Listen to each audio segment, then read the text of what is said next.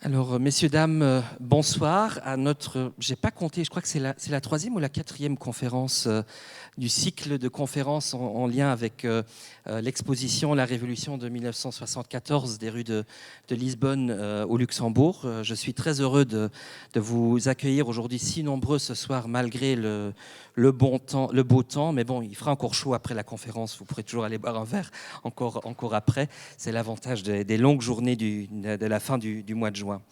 Donc je suis très honoré d'accueillir ce soir Yves Léonard, qui vient de Paris, qui est professeur à Sciences Po Paris, qui est un des, je dirais dans l'ère francophone, un des très très grands experts de l'histoire du Portugal du XXe siècle principalement. Votre dernier livre, j'ai commencé par celui-là, est une biographie de Salazar, qui est apparue dans sa version française au mois d'avril. Il existe aussi en traduction portugaise. Mais aujourd'hui, vous allez nous parler d'un sujet qui vous a occupé déjà dans les dernières années. Et donc, le titre de la conférence est « Sous les œillets, la Révolution », qui reprend un titre d'un de vos ouvrages plus anciens. Et vous avez également publié notamment un livre sur les relations entre le salazarisme et le fascisme. Alors, pour ceux qui étaient là pour la dernière conférence, vous vous rappelez peut-être que j'avais dit que j'avais oublié mon exemplaire de la maison qui était plein de post-it. Bon, vous voyez qu'ici, ces deux livres-là, nous ont aussi beaucoup servi pour préparer l'exposition que vous pouvez découvrir aujourd'hui. Donc, comme je l'ai dit, Yves Léonard est un spécialiste de l'histoire du Portugal contemporain. Il est docteur en histoire et il enseigne depuis 1997, déjà à Sciences Po à Paris, où il est membre du Centre d'histoire. Ses recherches portent donc sur l'histoire contemporaine du Portugal, les régimes autoritaires et fascistes, la démocratie dans les nouvelles démocraties, le nationalisme et l'histoire impériale, ainsi qu'aussi l'histoire du sport, où vous avez aussi consacré quelques publications. Et cette passion pour le Portugal qui transparaît dans vos écrits, vous l'avez aussi intégrée dans des ouvrages un peu plus larges, comme une histoire du Portugal contemporain, une histoire de la nation portugaise qui dépasse uniquement l'aspect du salazarisme et de la révolution des œillets. C'est pour moi un grand honneur et une grande joie de vous accueillir ici, que vous ayez trouvé le temps de venir en ce début d'été à Luxembourg pour une conférence. Et voilà, et j'ai déjà trop longuement parlé, donc je vous laisse la parole et je me réjouis pour une conférence très intéressante. Merci beaucoup.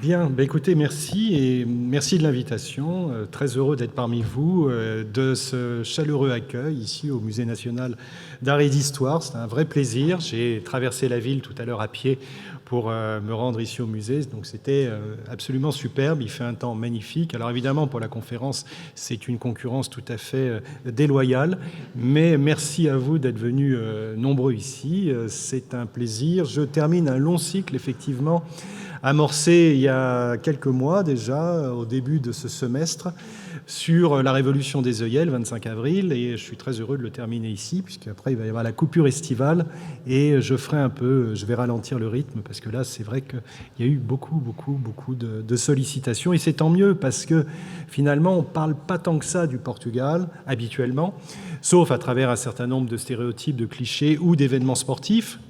Je renvoie à ce qui se passe en ce moment, le championnat d'Europe. Mais c'est vrai que l'occasion n'est pas toujours très fréquente de parler de l'histoire du Portugal et d'en parler de manière assez approfondie, avec du temps devant soi. Et donc c'est une occasion, cette année, en ce 50e anniversaire de la Révolution des œillets, de pouvoir parler assez longuement de ce pays. Alors, aujourd'hui, Sous les œillets à la Révolution, j'ai repris le titre de cet ouvrage dont on a parlé il y a quelques instants, qui a été publié il y a un peu plus d'1 an, qui est un vieux projet qu'on avait avec les éditions Chandaigne, de faire une sorte de synthèse sur l'histoire de la Révolution. Qu'est-ce qu'a été le 25 avril ? Ce n'est pas un livre qui prétend à l'exhaustivité, mais qui se veut pédagogique et utile notamment pour les lycéens, puisqu'en France, notamment, ça figure maintenant dans les programmes de première, HGGSP, selon les jolis acronymes dont on gratifie le système éducatif, et l'étude donc des transitions à la démocratie, et notamment de la transition portugaise, très singulière par rapport au cas un petit peu plus général et valorisé, on va dire, de la transition par pactée, par négociation, la transition espagnole, bref, eh bien, ça fait l'objet aujourd'hui de réflexions, d'études. Et donc, c'est ce qui avait été l'idée, c'était de faire une petite synthèse qui a été traduite en portugais sous le titre de Breve Historia do 25 d'Abril, une brève histoire du 25 avril. Et c'est exactement le propos, l'objet de cette réflexion. Avec un titre aussi qu'on a choisi par, évidemment, référence, vous l'avez compris, à mai 68. Mai 68, sous les pavés, la plage, disait-on à l'époque, c'était l'un des slogans de mai 68, pour donner finalement une tonalité, une coloration particulière à cette révolution des œillets qui, à certains égards, effectivement, a pu non seulement s'inspirer, mais incarner un certain nombre d'idéaux que l'on avait vu s'exprimer à Paris au printemps 1968. Ce n'est pas les seuls, parce que cette révolution a eu beaucoup de significations et d'implications, mais cette dimension liée au printemps français est l'une d'entre elles. Alors, aujourd'hui, je n'ai pas la prétention, peut-être pour certains, de vous apprendre énormément de choses. Je vais vous proposer un peu une synthèse sur ce qu'a été cet événement si important, non seulement pour le Portugal, mais aussi pour l'Europe, parce qu'elle a ouvert certainement de nouveaux horizons, elle a ouvert un nouveau cycle. On parlait à une époque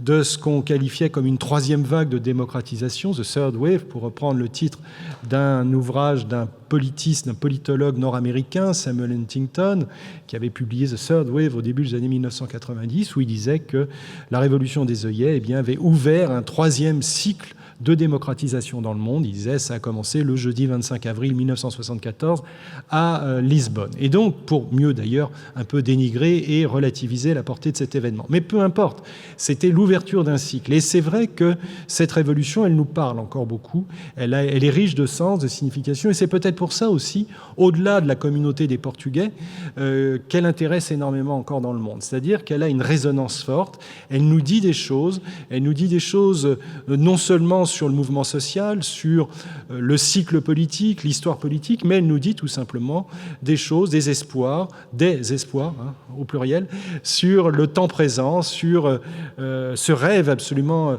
d'une force incroyable qui est né à Lisbonne au printemps 1974. Alors je procéderai en trois temps pour cette conférence. Le premier, ça sera de vous expliquer, un peu comme le fait très bien cette exposition ici, que je vous invite vraiment à visiter si vous ne l'avez pas encore fait, les temps qui ont précédé le 25 avril, c'est-à-dire de contextualiser, d'essayer d'expliquer pourquoi le 25 avril.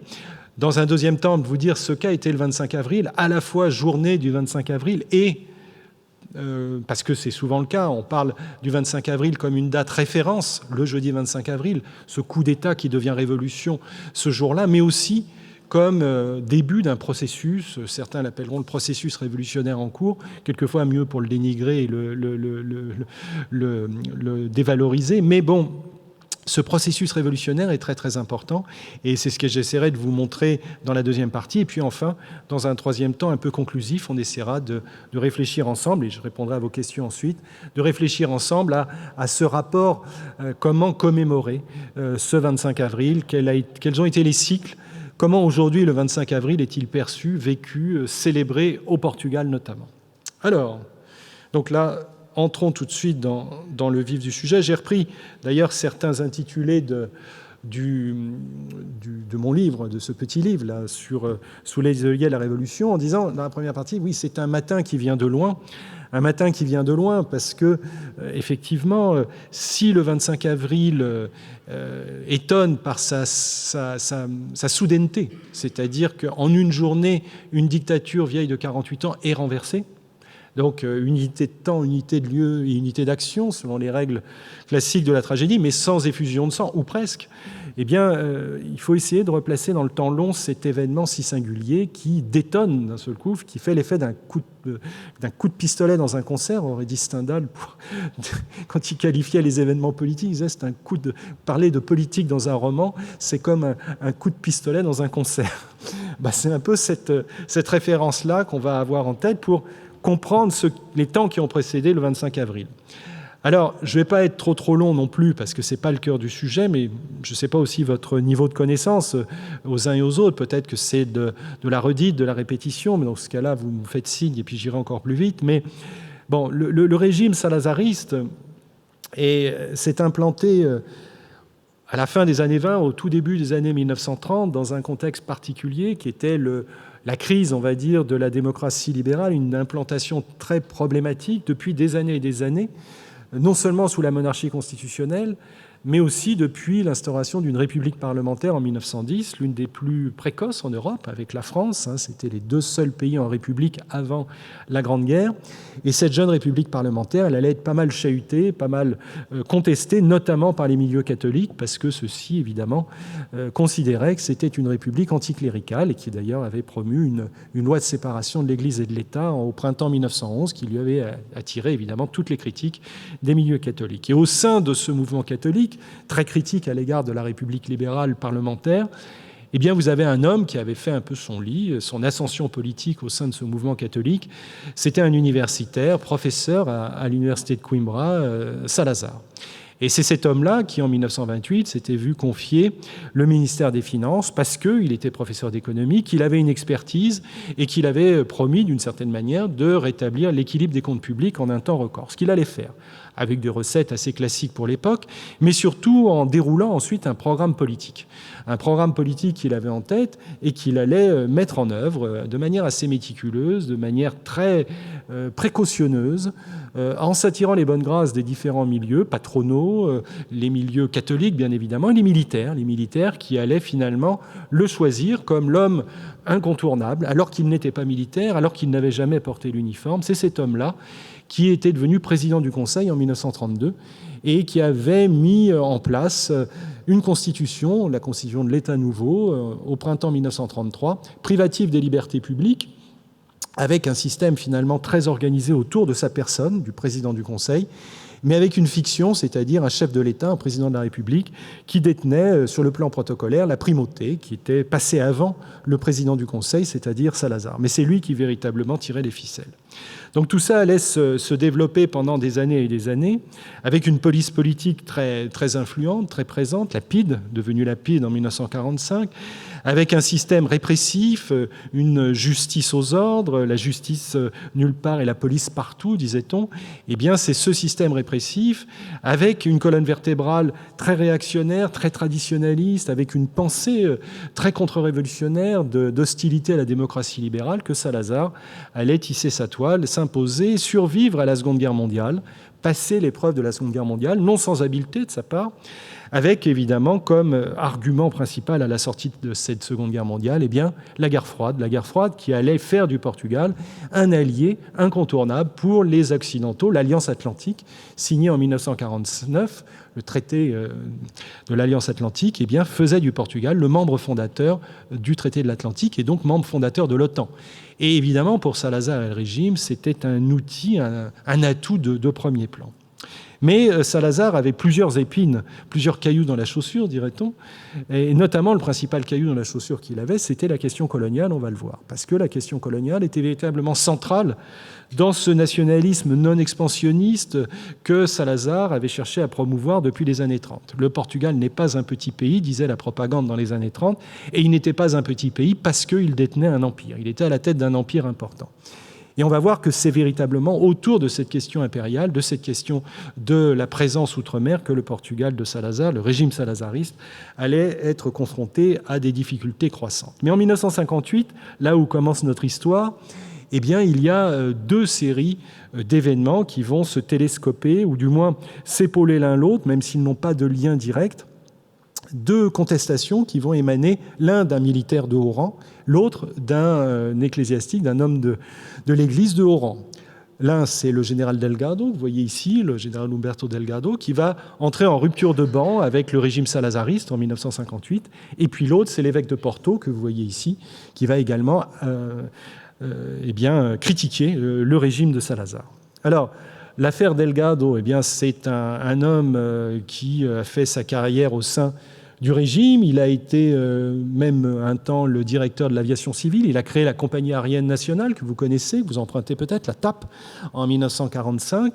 Il a été nommé à Washington comme attaché militaire auprès de l'ambassade Portugal. Et comme le Portugal est membre de l'OTAN, c'est un poste très important parce qu'il participe aux réunions stratégiques, au Pentagone notamment.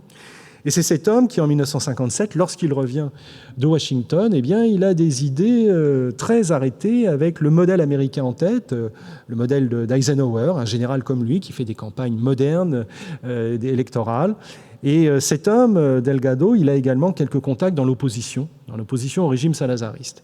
Et c'est cette alliance, cette vision très américaine au départ, et d'autre part, les contacts et les suggestions et les conseils que lui donnent un certain nombre d'opposants politiques, de résistants au régime salazariste, comme on dit, qui vont finalement le conduire à poser sa candidature à l'élection présidentielle de 1958. Alors, une élection présidentielle, d'habitude, c'est des élections quasiment sans choix, avec un candidat unique, ou quasiment, et avec le régime du parti unique. Et d'habitude, ça se passe très bien, si l'on peut dire, c'est un officier de haut rang, un général, qui est élu. Et ça aurait dû se passer comme ça en 1958. Sauf que le général qui était en place n'avait pas les faveurs de Salazar. Donc il voulait le remplacer. Et c'est dans cet interstice que s'est engouffré à 1000 pieds dans la porte Delgado, en disant « mais moi je vais me présenter, j'irai jusqu'au bout ». Et effectivement, il va aller jusqu'au bout avec beaucoup de courage, beaucoup de détermination. On va le surnommer le général sans peur. Et il va parcourir le pays au printemps 1958, à Lisbonne et Porto, vous voyez des photos ici, pour dire bien Salazar est vieux, Salazar ne comprend plus, il faut maintenant se débarrasser de lui. Et quand un journaliste français de l'AFP lui demande si vous êtes élu, qu'est-ce que vous faites de Salazar ? Et c'est important parce que c'est le chef de l'État qui nomme et révoque le président du Conseil, c'est-à-dire Salazar. C'est l'État nouveau, la constitution de l'État nouveau qui le prévoit.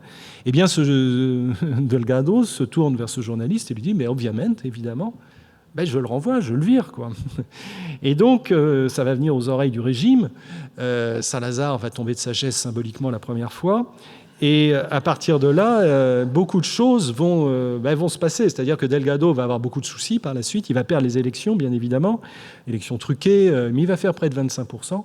Mais il va laisser une trace durable. C'est-à-dire c'est un homme, l'un des premiers, on va voir en lui l'homme qui s'est levé, qui a dit non. Qui a dit non contre ce régime et qui a voulu, tout simplement, au péril de sa vie, et d'ailleurs il va le payer de sa vie, en février 1965, il sera abattu par la police politique de Salazar, par la PIDE, à la frontière espagnole. Mais sa trace va rester. Et les jeunes capitaines d'Avril, plus tard, se réclameront de l'image de ce, comme on le dit, le général sans peur. Au début, c'était le général Coca-Cola, parce qu'au Coca-Cola, c'était très péjoratif, parce qu'au Portugal, on ne pouvait pas boire de Coca-Cola à l'époque, donc c'était un général américain, ce qui était moche, mais c'est devenu le général sans peur. Et ce général sans peur va finalement être une des figures iconiques de repères, de référence des jeunes capitaines d'Avril. Et puis, quelques semaines plus tard, vous avez l'évêque de Porto qui, lui, envoie une lettre à Salazar pour lui demandant une rencontre, de le rencontrer, et où il y dit, en gros, avec un petit mémorandum à l'appui, comment se fait-il, en tant qu'homme d'Église, comment expliquez-vous que les inégalités sociales, l'injustice sociale, la pauvreté soient si grandes au Portugal aujourd'hui encore, après finalement 30 ans de régime, ou quasiment 30 ans que vous êtes au pouvoir ? Alors là aussi, Salazar, pour la deuxième fois, tombe de sa chaise en se disant, mais il convoque son ami, le cardinal patriarche de Lisbonne, Cerejeira, il lui dit, mais qu'est-ce qui lui prend, cet évêque ? Il a un souci, une santé défaillante, un moment de spleen.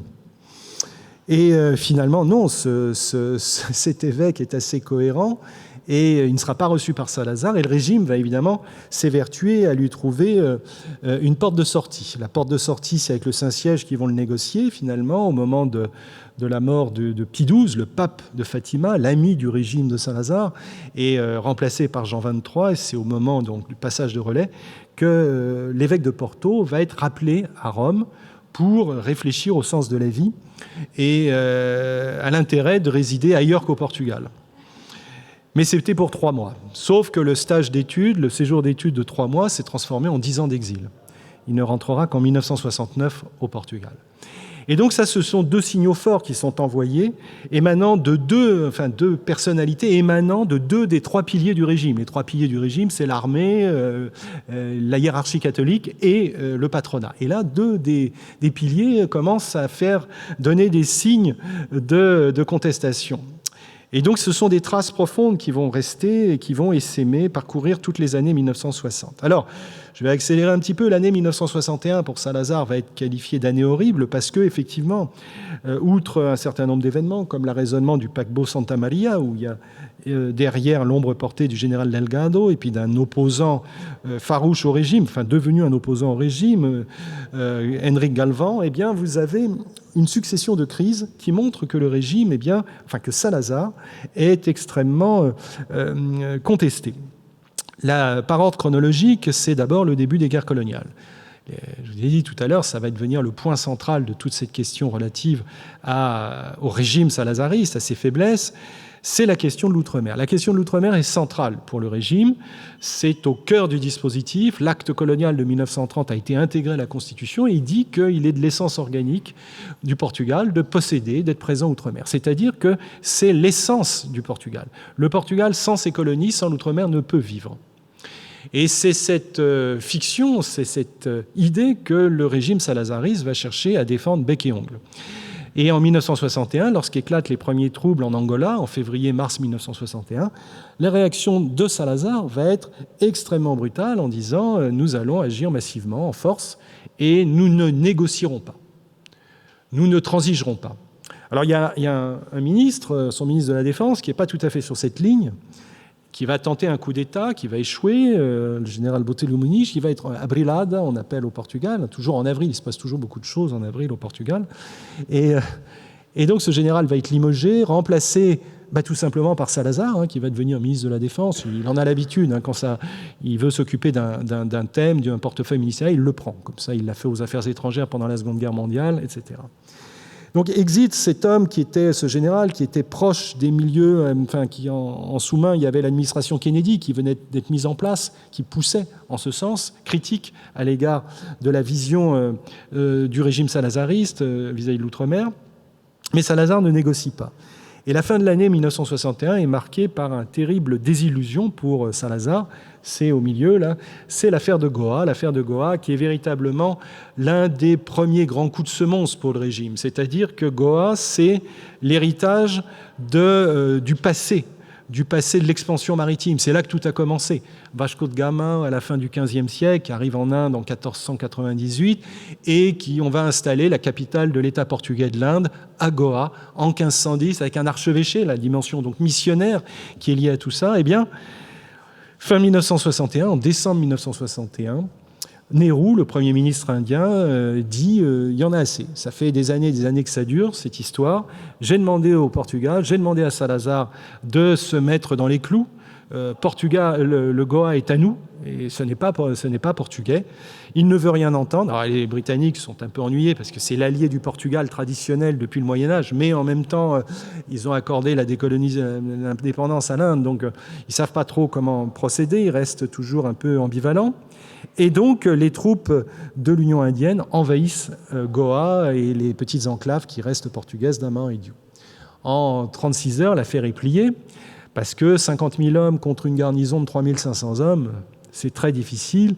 Mais Salazar avait demandé de défendre jusqu'à la mort, jusqu'au bout, Goa. Et donc, c'est pas ce qui s'est passé. Et l'officier supérieur qui commande la garnison et gouverneur de Goa va être rapatrié à Lisbonne, jugé et condamné par un tribunal militaire pour trahison. Ce que les militaires apprécient assez peu, parce que le combat était totalement déséquilibré et perdu d'avance. Mais l'affaire de Goa va avoir évidemment des répercussions d'ordre symbolique, parce que Salazar voulait incarner cette idée d'une continuité historique depuis l'Infant Henri. C'est ce qu'il disait. Une année avant, en 1960, ils avaient célébré le 5e centenaire de la mort de l'Infant Henri, 1460-1960, en inaugurant en grande pompe ce monument des découvertes à Lisbonne, que vous connaissez tous, à Belém, qui avait été érigé en 1940 une première fois, mais reconstruit depuis, et donc inauguré en 1960 pour célébrer la continuité historique, le génie portugais, la portugalité exemplaire. Et donc, avec cette affaire de Goa, c'est une partie de cette fiction qui vole en éclats. Alors, les vents contraires ne vont cesser de souffler, évidemment, contre le régime salazariste pendant les années 1960. Les guerres coloniales, on vient de le dire, avec une intensité croissante. L'Angola d'abord, puis la Guinée à partir de 1963, puis le Mozambique, avec une implication militaire très forte. À la veille de la révolution des œillets, il y a plus de 140 000 soldats portugais qui combattent outre-mer. Donc c'est un effort de guerre très important pour un pays qui compte 8,5 millions d'habitants. Et sur la durée, entre 1961 et 1974, ce sont près d'1 million de jeunes Portugais qui ont servi outre-mer. Donc c'est un véritable traumatisme, c'est un investissement très lourd, y compris pour les finances publiques, mais qui mobilise une grande partie de la jeunesse, qui d'ailleurs décide à ce moment-là, pour beaucoup, pour un certain nombre, de refuser de faire le service, sous différentes formes, réfractaire, insoumission, désertion, bref, toute la gamme des possibles pour éviter de se retrouver au front, parce que les combats sont terribles, en Guinée notamment, qui est perçu un peu comme le Vietnam portugais. Bref, c'est un conflit d'une très très très grande intensité. Et la jeunesse portugaise s'en désolidarise petit à petit et comprend que, d'une certaine manière, le discours salazariste, c'est une fiction. C'est-à-dire, notre avenir est là-bas, l'Afrique est nôtre, l'Angola est nôtre, le Portugal du Minho à Timor, enfin, toute cette propagande qui est orchestrée autour du thème colonial, rebaptisé Outre-mer depuis les années 50, mais personne s'y trompe, sauf qu'il y a l'usotropicalisme pour dire que la colonisation est suave et douce au Portugal, elle est à nul autre pareil, que l'Angola c'est comme l'Algarve et l'Alentejo, c'est pareil, il n'y a pas de différence, alors qu'il y en a plein, énormément, mais c'est une fiction qui est entretenue, et ça les jeunes recrues se rendent compte sur le terrain, dans le cadre des combats, alors qu'ils se battent contre le vent de l'histoire, parce qu'ils se rendent compte qu'ils sont à contre-courant complet, parce que les autres puissances coloniales ont, souvent dans des conditions difficiles et conflictuelles, ont déjà fait la décolonisation. Bref, c'est un véritable boulet, un point très compliqué à gérer pour le régime salazariste, mais Salazar, là-dessus, est dans une rigidité qui lui est habituelle, mais il savait faire preuve, notamment pendant la Seconde Guerre mondiale, d'une certaine ductilité, d'adaptabilité aux événements. Là, il reste buté sur cette idée que le Portugal ne peut négocier, que, pire, dit-il, si le Portugal perd ses colonies, son outre-mer, eh bien le Portugal disparaîtra.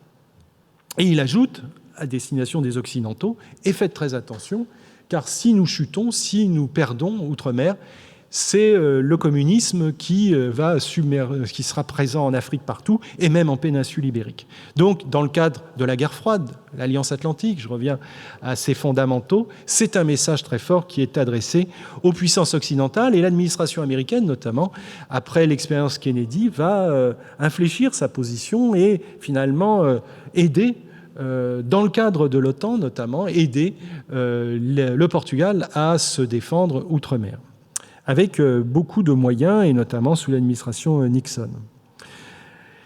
Donc cette affaire coloniale était véritablement le nœud gordien, pour reprendre une expression qui avait droit de citer à l'époque, pour le régime. Alors la contestation, elle est multiple, l'opposition, la résistance au régime, elle est multiforme depuis des années, mais elle prend une intensité plus grande encore dans les années 1960, et notamment à l'université, qui reste encore un milieu très élitiste, mais qui est qui est un petit peu le vivier de recrutement des élites pour le régime salazariste. Eh bien, l'université, les facultés de droit notamment, de Lisbonne et de Porto, et de Coimbra surtout, vont rentrer en opposition frontale avec le régime à partir des crises de 1962, 65, il y en aura plusieurs, avec une intensité de plus en plus forte, qui disent dans un premier temps halte aux guerres coloniales, en finir avec ces guerres coloniales, et puis rétablissons les libertés publiques. Enfin, c'est une dictature dont il faut absolument sortir. Et donc cette contestation, elle va provoquer, on va dire, une acculturation, une sensibilisation croissante à ces thèmes contestataires que l'Europe va diffuser à partir de ce moment-là. J'évoquais tout à l'heure en introduction mai 68, mais qui va avoir évidemment des répercussions, une influence au Portugal, malgré la censure, malgré évidemment toute l'absence de liberté publique, jusqu'à l'effacement politique de Salazar.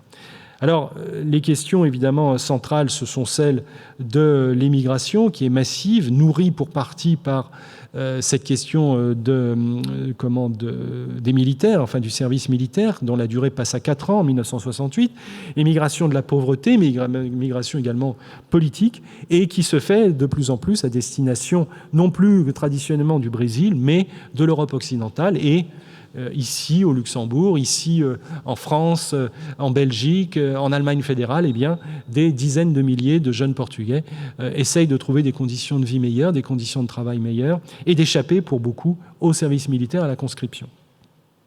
Et donc, ce sont des flux considérables parce que, évidemment, en une dizaine d'années, ce sont plus d'1 million de Portugais qui quittent le Portugal. Et le Portugal, au début des années 70, c'est un des rares pays d'Europe occidentale, sinon le seul, à se dépeupler, à voir sa population diminuer. D'un peu moins de 9 millions d'habitants à 8,5 millions d'habitants. Alors le régime essaye de maintenir un certain nombre de fictions autour notamment de ce qu'on a appelé les 3 F, pour Fado, Fatima, Football. Je ne vais pas trop m'étendre là-dessus, mais la visite du pape en 1967, pour le 50e anniversaire de Fatima, des apparitions de Fatima, est assez révélatrice du climat. Ce pape n'est pas très apprécié par le régime et par Salazar en particulier, et d'une certaine manière, sa visite en témoigne, parce qu'elle dure une journée, et les hiérarques du régime, finalement, ne parviennent pas à trouver la bonne distance avec lui. Et il repart à Rome le soir même, après être allé se recueillir à Battaglia, qui n'est pas très loin, le monastère de Battaglia, et d'avoir eu à ses côtés donc la sœur Irma, celle qui était une des survivantes des 3 pasteurs les apparitions de mai 1917. Et donc il y a toute une opposition catholique progressiste qui s'est développée au Portugal dans les années 1960, suite notamment à l'affaire de l'évêque de Porto dont je vous ai parlé.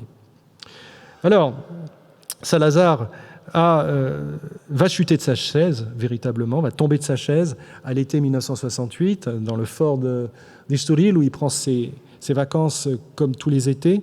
Il tombe et brutalement sur la tête, et il y a un hématome qu'il va avoir ensuite, qui va nécessiter une hospitalisation, une intervention au début du mois de septembre 1968. Et de là, eh bien, il va être victime d'un AVC, plongé dans le coma. Bref, il va être dans l'incapacité d'exercer ses fonctions. Et c'est seulement finalement la maladie qui va le conduire à se retirer du pouvoir, puisque le chef de l'État, l'amiral Tormes, appelle pour lui succéder Marcelo Caetano, le cœur fendu, dit-il, les larmes aux yeux. Il va exonérer de ses fonctions le président du Conseil, Salazar, et Caetano, dans ses premières déclarations, dira « mais voilà, comment succéder à un tel grand homme ? Moi, j'incarne la normalité. Lui, il incarnait la grandeur. » Alors, Caetano, c'est un professeur d'université. C'est toujours on dirait aujourd'hui une oligarchie, cette élite qui est au pouvoir et qui se coopte depuis des années et des années, et notamment avec cet ADN, cette centralité des professeurs d'université. C'est véritablement le vivier principal de recrutement des élites salazaristes. Salazar en est l'incarnation, professeur d'université, mais il a autour de lui beaucoup de professeurs d'université. Et Caetano est un des pères du droit public, du droit administratif portugais.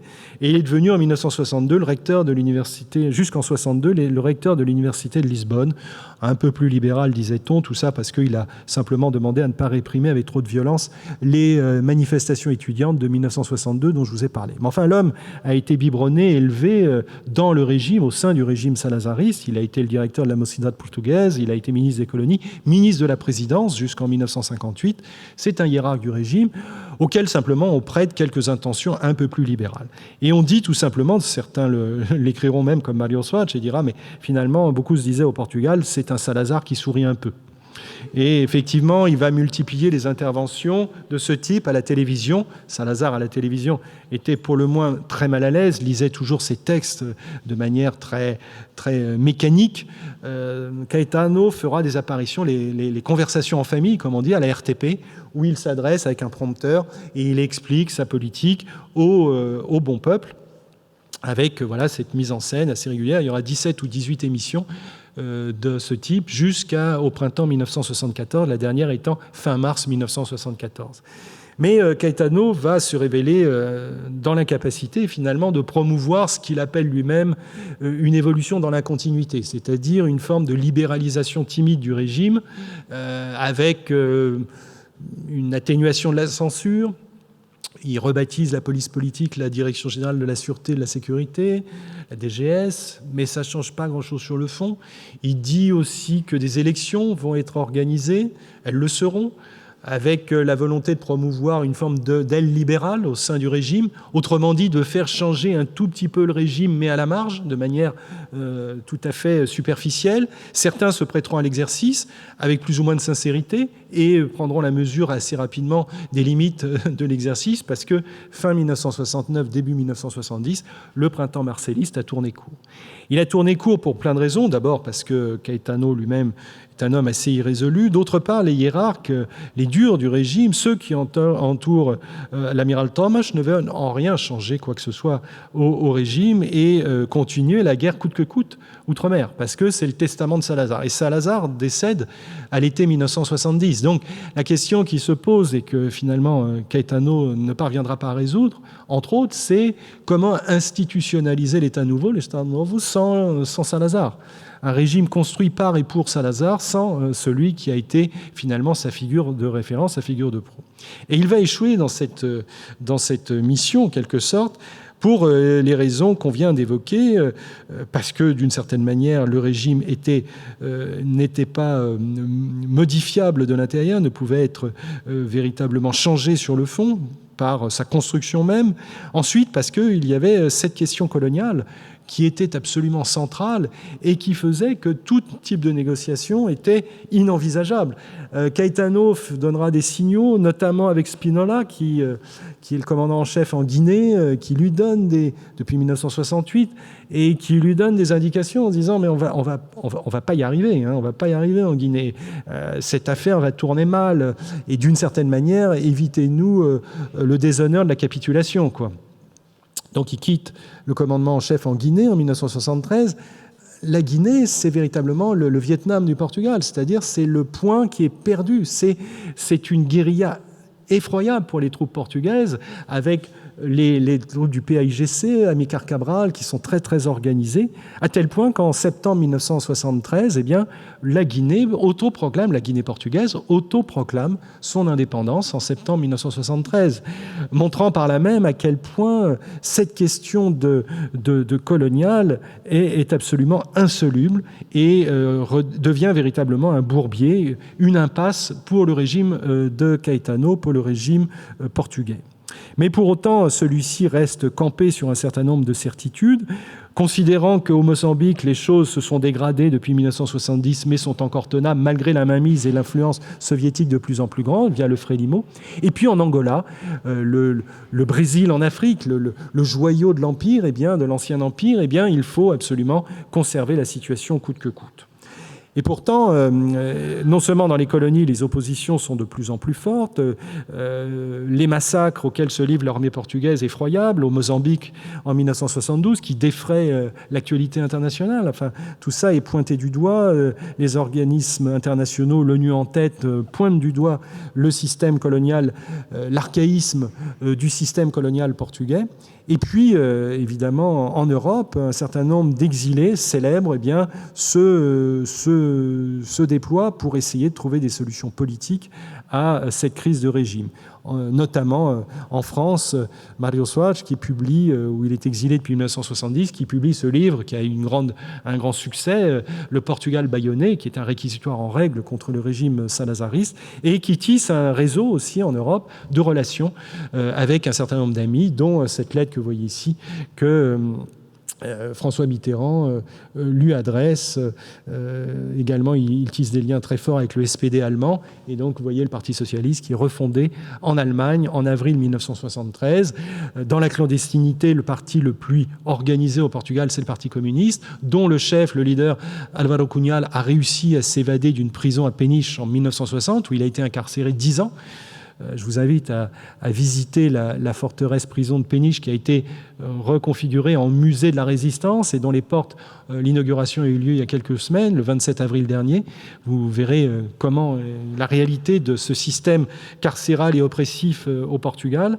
Bref, les critiques se multiplient, les tensions sont extrêmement vives. Et puis l'année 1973, sur le plan international, c'est aussi l'année où il y a une crise inflationniste très prononcée et puis le renchérissement du coût de l'énergie au dernier trimestre qui pénalise, qui plombe littéralement l'économie portugaise. Bref, c'est dans ce contexte-là qu'on voit se former, apparaître, et on arrive au cœur du cœur, enfin, vous allez vous dire, avec ce mouvement des capitaines qui prend corps au mois de septembre 1973, sur Rigny les premières fois en septembre 1973. Alors, les origines de ce mouvement des capitaines, vous les connaissez, donc je ne vais pas être très très long, mais il y a évidemment, comme on l'a souvent dit, une part corporatiste dans leur démarche, c'est-à-dire qu'ils sont là aussi pour dénoncer ces décrets que le régime de Caetano a mis en place à l'été, en juillet 1973, qui cherchent à promouvoir les officiers miliciens, c'est-à-dire les officiers de réserve, les officiers qui ne sont pas d'actifs, des étudiants souvent formés à la hâte, qui ont une formation de base et auxquels finalement on va concéder des avantages, des avancées de carrière, des avancements de carrière importants. Et donc ces officiers qui, eux, ont fait l'école militaire, l'académie militaire, eh bien, ils considèrent que leur statut est dévalorisé, leur image est altérée, ils passent un peu pour des assassins aussi, parce que les massacres dont je vous ai parlé tout à l'heure, quand ils rentrent en métropole, eh bien, c'est pas terrible. Et ils se disent de plus en plus que il faut s'organiser. D'abord pour repousser ces décrets dont je viens de vous parler, mais aussi très vite quand ils se réunissent pour se dire, mais la vraie question centrale derrière tout ça, c'est la question à la fois du régime, mais surtout qu'est-ce qu'on fait aux colonies, quoi, qu'est-ce qu'on fait outre-mer. Est-ce qu'on continue? C'est pas possible. Eux, ils se rendent compte, ce sont des officiers intermédiaires, hein, ce sont des capitaines, des majors.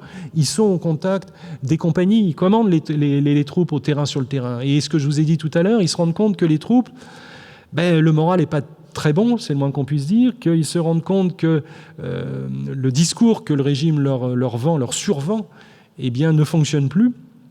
Et donc, ils se disent, mais cette affaire, militairement, va mal tourner. Donc, il n'y aura pas d'issue militaire. Et donc, il faut trouver une issue politique.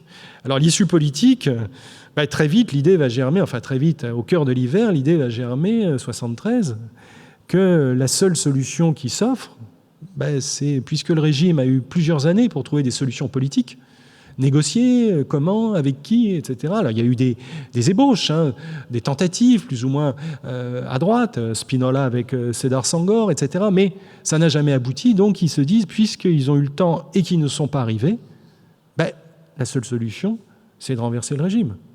Et donc, l'idée prend corps de faire un coup d'État pour renverser ce régime qui ne parvient pas à trouver des solutions outre-mer. Donc, c'est vraiment ça le cœur de la réflexion, mais très vite teinté aussi de réflexion, on dirait, politique, avec en arrière-plan cette volonté d'en finir avec un système dictatorial et donc de promouvoir la démocratie au Portugal. Alors, ils vont trouver sur leur route, ils vont approcher deux généraux, c'est les deux seuls généraux qui vont finalement faire un pas de côté vis-à-vis du régime salazariste, la brigade du rhumatisme, des rhumatisants, comme on disait à l'époque.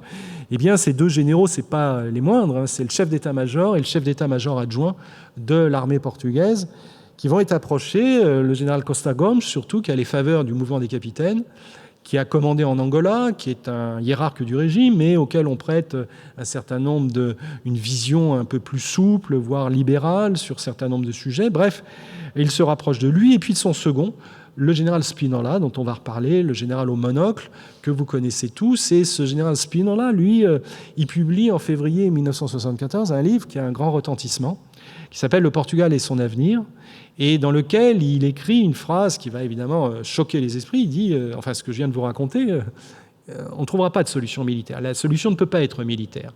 Et donc, ce qu'il appelle de ses voeux, c'est l'évolution du système impérial, ultramarin, vers une sorte de Commonwealth à la portugaise, c'est-à-dire système fédératif, d'autonomie un peu plus renforcé, mais sans accorder pour autant l'indépendance. C'est cette idée qu'il a en tête, il la met en avant, et l'amiral Thomas, le chef de l'État évidemment, est très contrarié, exige la démission de Costa Gomes, le chef d'état-major, et de son second, le général Spinola, qu'il obtient mi-mars. Ça va provoquer le soulèvement d'un régiment au nord de Lisbonne. C'est un peu la répétition en blanc du 25 avril à Caldas da Rainha, au nord de Lisbonne. Vous avez un régiment qui se mutine, qui se soulève de manière assez improvisée. Ça tourne évidemment court, 200 prisonniers. Mais c'est un round d'observation et les officiers intermédiaires, les capitaines, observent la situation. Et notamment cet homme, Otelo Saraiva de Carvalho, qui est au centre de l'image. Alors ça, c'est quelques figures emblématiques du mouvement des capitaines, les cerveaux, on va dire, Vitor Alves, Vasco Lourenço, on aurait pu mettre Melo Antunes et d'autres, qui sont véritablement, qui s'organisent, qui essayent de construire. Melo Antunes et Vitor Alves vont construire un programme du MFA, du mouvement des forces armées, qui passe en 3D, comme on dit, démocratiser, décoloniser, développer. Et donc, ce sont ces hommes qui réfléchissent à comment trouver une solution pour renverser ce régime. Et donc, après le soulèvement raté du régiment de Caldas da Rainha, la décision est prise par la commission de coordination du MFA de faire le coup d'État, d'organiser un coup d'État. Et l'homme qui va être chargé un petit peu de concevoir cette journée, c'est le major Otelo de Carvalho. Et lui, le 16 mars, quand Caldas da Rainha a eu lieu, il a observé un petit peu comment tout ça était passé, il a pris des notes, en quelque sorte, pour voir quels étaient les hommes sur lesquels on pouvait compter, les régiments qui pouvaient être fidèles. Bref, il a fait une cartographie assez précise des forces en présence. Et au fil des semaines, eh bien, l'idée... évidemment, se précise, faire quelque chose avant le 1er mai, parce que le 1er mai, c'est une date un peu emblématique et tout le monde se méfie un peu, la police politique en tête qui regarde ça de très près, que ça ne bouge pas trop, parce que habituellement, le 1er mai, qui n'est pas un jour férié encore au Portugal, on ne célèbre pas la fraise des travailleurs sous Salazar et les régimes salazaristes, mais on se réunit. Dans la clandestinité, la difficulté, mais on se réunit quand même. Et donc, le régime craint que le 1er mai, il se passe des choses. Donc, il faut être un peu avant le 1er mai. Et pour un certain nombre de raisons, ça sera la date du jeudi 25 avril qui sera retenue, avec un plan très minutieux qui est conçu, échafaudé par quelques hommes. Ils sont très peu nombreux. Pourquoi ? Parce que la police politique rôde, parce qu'il faut garder ça secret, et plus il y a de personnes dans la confidence, plus les risques de fuite et de dénonciation sont élevés. Et donc, c'est fait de manière très, très discrète, sinon secrète, avec cet homme, Otelo de Carvalho, qui est véritablement le concepteur de la journée du 25 avril. Et cette journée du 25 avril, eh bien, c'est un plan d'état-major. D'ailleurs, Otelo, il a servi dans l'état-major de Spinola en Guinée. C'est un militaire très organisé, très minutieux. Donc, il écrit très minutieusement ce qu'il faut faire, c'est-à-dire prendre le contrôle des ministères, prendre le contrôle d'un certain nombre de points stratégiques, les radios, la télévision, le quartier général. Bref, tout ça est identifié avec des noms de code. Tokyo, Moscou pour le siège de la police politique, Londres, Vienne, enfin, il y a des noms de code. Tous les organisateurs ont des noms de code. Otelo, c'est Oscar, parce que c'est l'acronyme de Otelo Saraiva de Carvalho, Oscar. Et puis, le capitaine Salgueiro Maia, dont on va reparler, la figure iconique c'est Charlie. Enfin, ils ont tous des noms de code pour ne pas être identifiés, repérés. Et avec un centre de commandement qui est installé à Pontinha, toute proche périphérie de Lisbonne, installé à la hâte avec des centres de radio épiés pour écouter, les grandes oreilles en quelque sorte, et écouter ce que le régime, les communications du régime, et transmettre les ordres le jour J. Et donc, au matin du jeudi 25 avril, eh bien, est diffusé, alors là, c'est un peu de placement de produit, une fois de plus, mais je vous conseille aussi, vous l'avez eu ici en conférence, je pense qu'il y a quelques semaines, le livre de Vitor Pereira, que je vous recommande, là, sur « C'est le peuple qui commande ». Il y a eu il y a eu beaucoup de livres publiés sur le sujet ces dernières semaines, au Portugal, bien évidemment, mais aussi en France. Et donc, voilà, je recommande tout particulièrement, mais il y en a bien d'autres, l'ouvrage de Victor. Et donc, le 25 avril va évidemment acquérir une force, une dimension incroyable. C'est-à-dire, c'est, selon le célèbre poème de Sofiane Melo Breiner, c'est le dia initial, le jour où tout commence, entier et pur, où nous avons émergé de la nuit du silence, dit-elle. C'est un moment de rupture. C'est-à-dire que cette journée du 25 avril sépare très clairement un avant d'un après. La situation au soir du 25 avril est totalement différente de celle qu'elle était 24 heures plus tôt.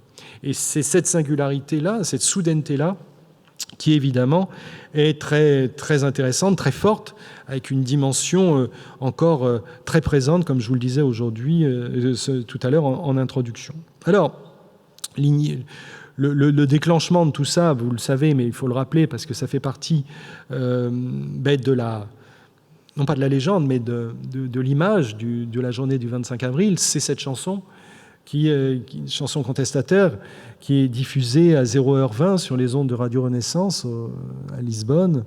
Il y a un premier signal plus faible quelques heures plus tôt, vers 22h50, la chanson de l'Eurovision portugaise qui avait été diffusée, mais elle était diffusée sur une radio dont la diffusion n'était pas très très large, pas très très importante. Radio Renaissance, c'est véritablement le signal du déclenchement, c'est-à-dire ceux qui sont dans la confidence, les capitaines d'Avril, savent qu'à ce moment-là, il ne faut plus reculer, il faut y aller. Et cette chanson, elle a évidemment une résonance particulière, vous la connaissez toutes, et il y a une salle qui lui est consacrée ici dans cette exposition. Et elle a une histoire, parce qu'elle a été écrite par un homme, Zé Afonso, qui en a eu l'idée au milieu des années 60, après avoir visité cette coopérative ouvrière agricole à Grandola qui est une ville d'Alentejo. Et il a été très bien reçu, très impressionné. C'était un professeur d'histoire en rupture de banc, qui avait plein d'ennuis avec le régime, pour les raisons que je viens de vous indiquer, les libertés publiques bafouées, la censure, etc. Et qui avait enregistré cette chanson en France, au château d'Hérouville, en septembre 1971. Un grand texte qui dit que dans cette ville de la fraternité, eh bien, c'est le peuple qui commande. C'est le peuple qui commande, et que sur tous les visages, il y a l'égalité. Pas un chant très salazariste. Et donc, cette chanson, évidemment, elle va avoir un impact considérable. C'est pas une chanson complètement interdite au Portugal. Il l'a lui-même chantée quelques semaines avant au Coliseo à Lisbonne, Zé Afonso. Et ils vont se rallier, les capitaines, à cette chanson pour un certain nombre de raisons, assez controversées. Mais enfin, c'est la chanson qui est retenue. Et à 0h20, elle retentit sur les ondes de Radio Renaissance. Et là, évidemment, tous ceux qui sont dans la confidence, ils ne sont pas très nombreux, parce que après Othello dira on était 4000, on était 5000, ouais, peut-être 2000, 2500 dans l'exécution au petit matin de cette affaire. Et donc la mobilisation se fait minutieuse, bien orchestrée. Je vous disais tout à l'heure une révolution, on parlait de révolution pacifique, oui, mais une révolution, un coup d'État mené avec une détermination sans faille, c'est-à-dire prêt à aller jusqu'au bout, à ne pas renoncer. Et la preuve, c'est qu'ils partent avec des armes, des munitions, des blindés, mais des armes et des munitions qu'ils ont constituées dans les semaines qui précèdent. Vous avez ces témoignages, Salguero Maia l'a raconté ensuite, en disant « Mais nous, dans les jours qui ont précédé, les semaines qui ont précédé, à l'exercice, on nous disait de tirer 60 cartouches, eh bien on en tirait 45 et on en mettait 15 de côté. » Donc ils arrivent avec des munitions, avec du matériel, prêts à en découdre s'il le faut, même si ce n'est pas leur volonté première, parce qu'ils savent le prix du sang, ils l'ont versé dans les colonies, dans les combats coloniaux, donc ils veulent l'éviter, mais ils sont prêts à aller jusqu'au bout, et en aucun cas à faire machine arrière. Et cette journée du 25 avril, elle est très importante, parce qu'on a tendance, on va en parler dans la troisième partie, beaucoup tendance à la fois à la relativiser, à la dénaturer, c'est-à-dire à montrer, alors en amont, que tout ça a été finalement bon, d'accord, ils ont fait le 25 avril, mais tout le monde s'y attendait vraiment, tout le monde était dans la confidence. C'est la petite chiquenaude, le petit coup de pouce sur un régime vermoulu qui n'en pouvait plus. La réalité, me semble-t-il, et les travaux d'historiens le montrent, et elle est quand même toute différente. Bien sûr qu'il y a des gens, et y compris à l'étranger, les exilés, qui savaient que quelque chose se tramait. Pour autant, ces jeunes capitaines, ils ont réussi quelque chose que personne n'avait réussi avant eux. Et au prix de leur vie, c'est-à-dire qu'ils ont mis leur vie dans la balance. Parce que, rétrospectivement, évidemment, on connaît l'issue, on connaît la fin. Donc on a tendance aujourd'hui à réécrire cette histoire du 25 avril en sachant que ça s'est plutôt bien terminé. Et donc, d'une certaine manière, que c'était peut-être pas une promenade de santé, mais pas très loin. Eh bien non, c'était pas une promenade de santé. Ils ont pris des risques, et la matinée du 25 avril en témoigne. Et vous avez ces scènes qui sont aujourd'hui justement passées à la postérité, qui montrent très bien, diapositive suivante, que cette journée aurait pu très très mal tourner, malgré le caractère très minutieux de préparation dont je vous ai parlé. Il y a eu un alignement de planètes, de toute évidence, des mauvais renseignements. fournis aux troupes restées fidèles au régime. Leur communication était interrompue. Othello savait ce qu'ils se disaient entre eux. Il a compris très tôt qu'ils n'avaient pas compris, eux, que quelque chose d'important se passait. Quand ils l'ont compris, il était déjà un peu tard. Bref, tout ça, oui. Et puis, il y a, et c'est ça qui est merveilleux quand on fait de l'histoire politique, il y a aussi la part de la contingence, il y a la part des hommes qui ont fait cet événement, et avec détermination, un sang-froid exemplaire pour les principaux. Et cette figure iconique dont je vous parlais tout à l'heure, ce jeune capitaine, il a 29 ans à l'époque, 29 ans.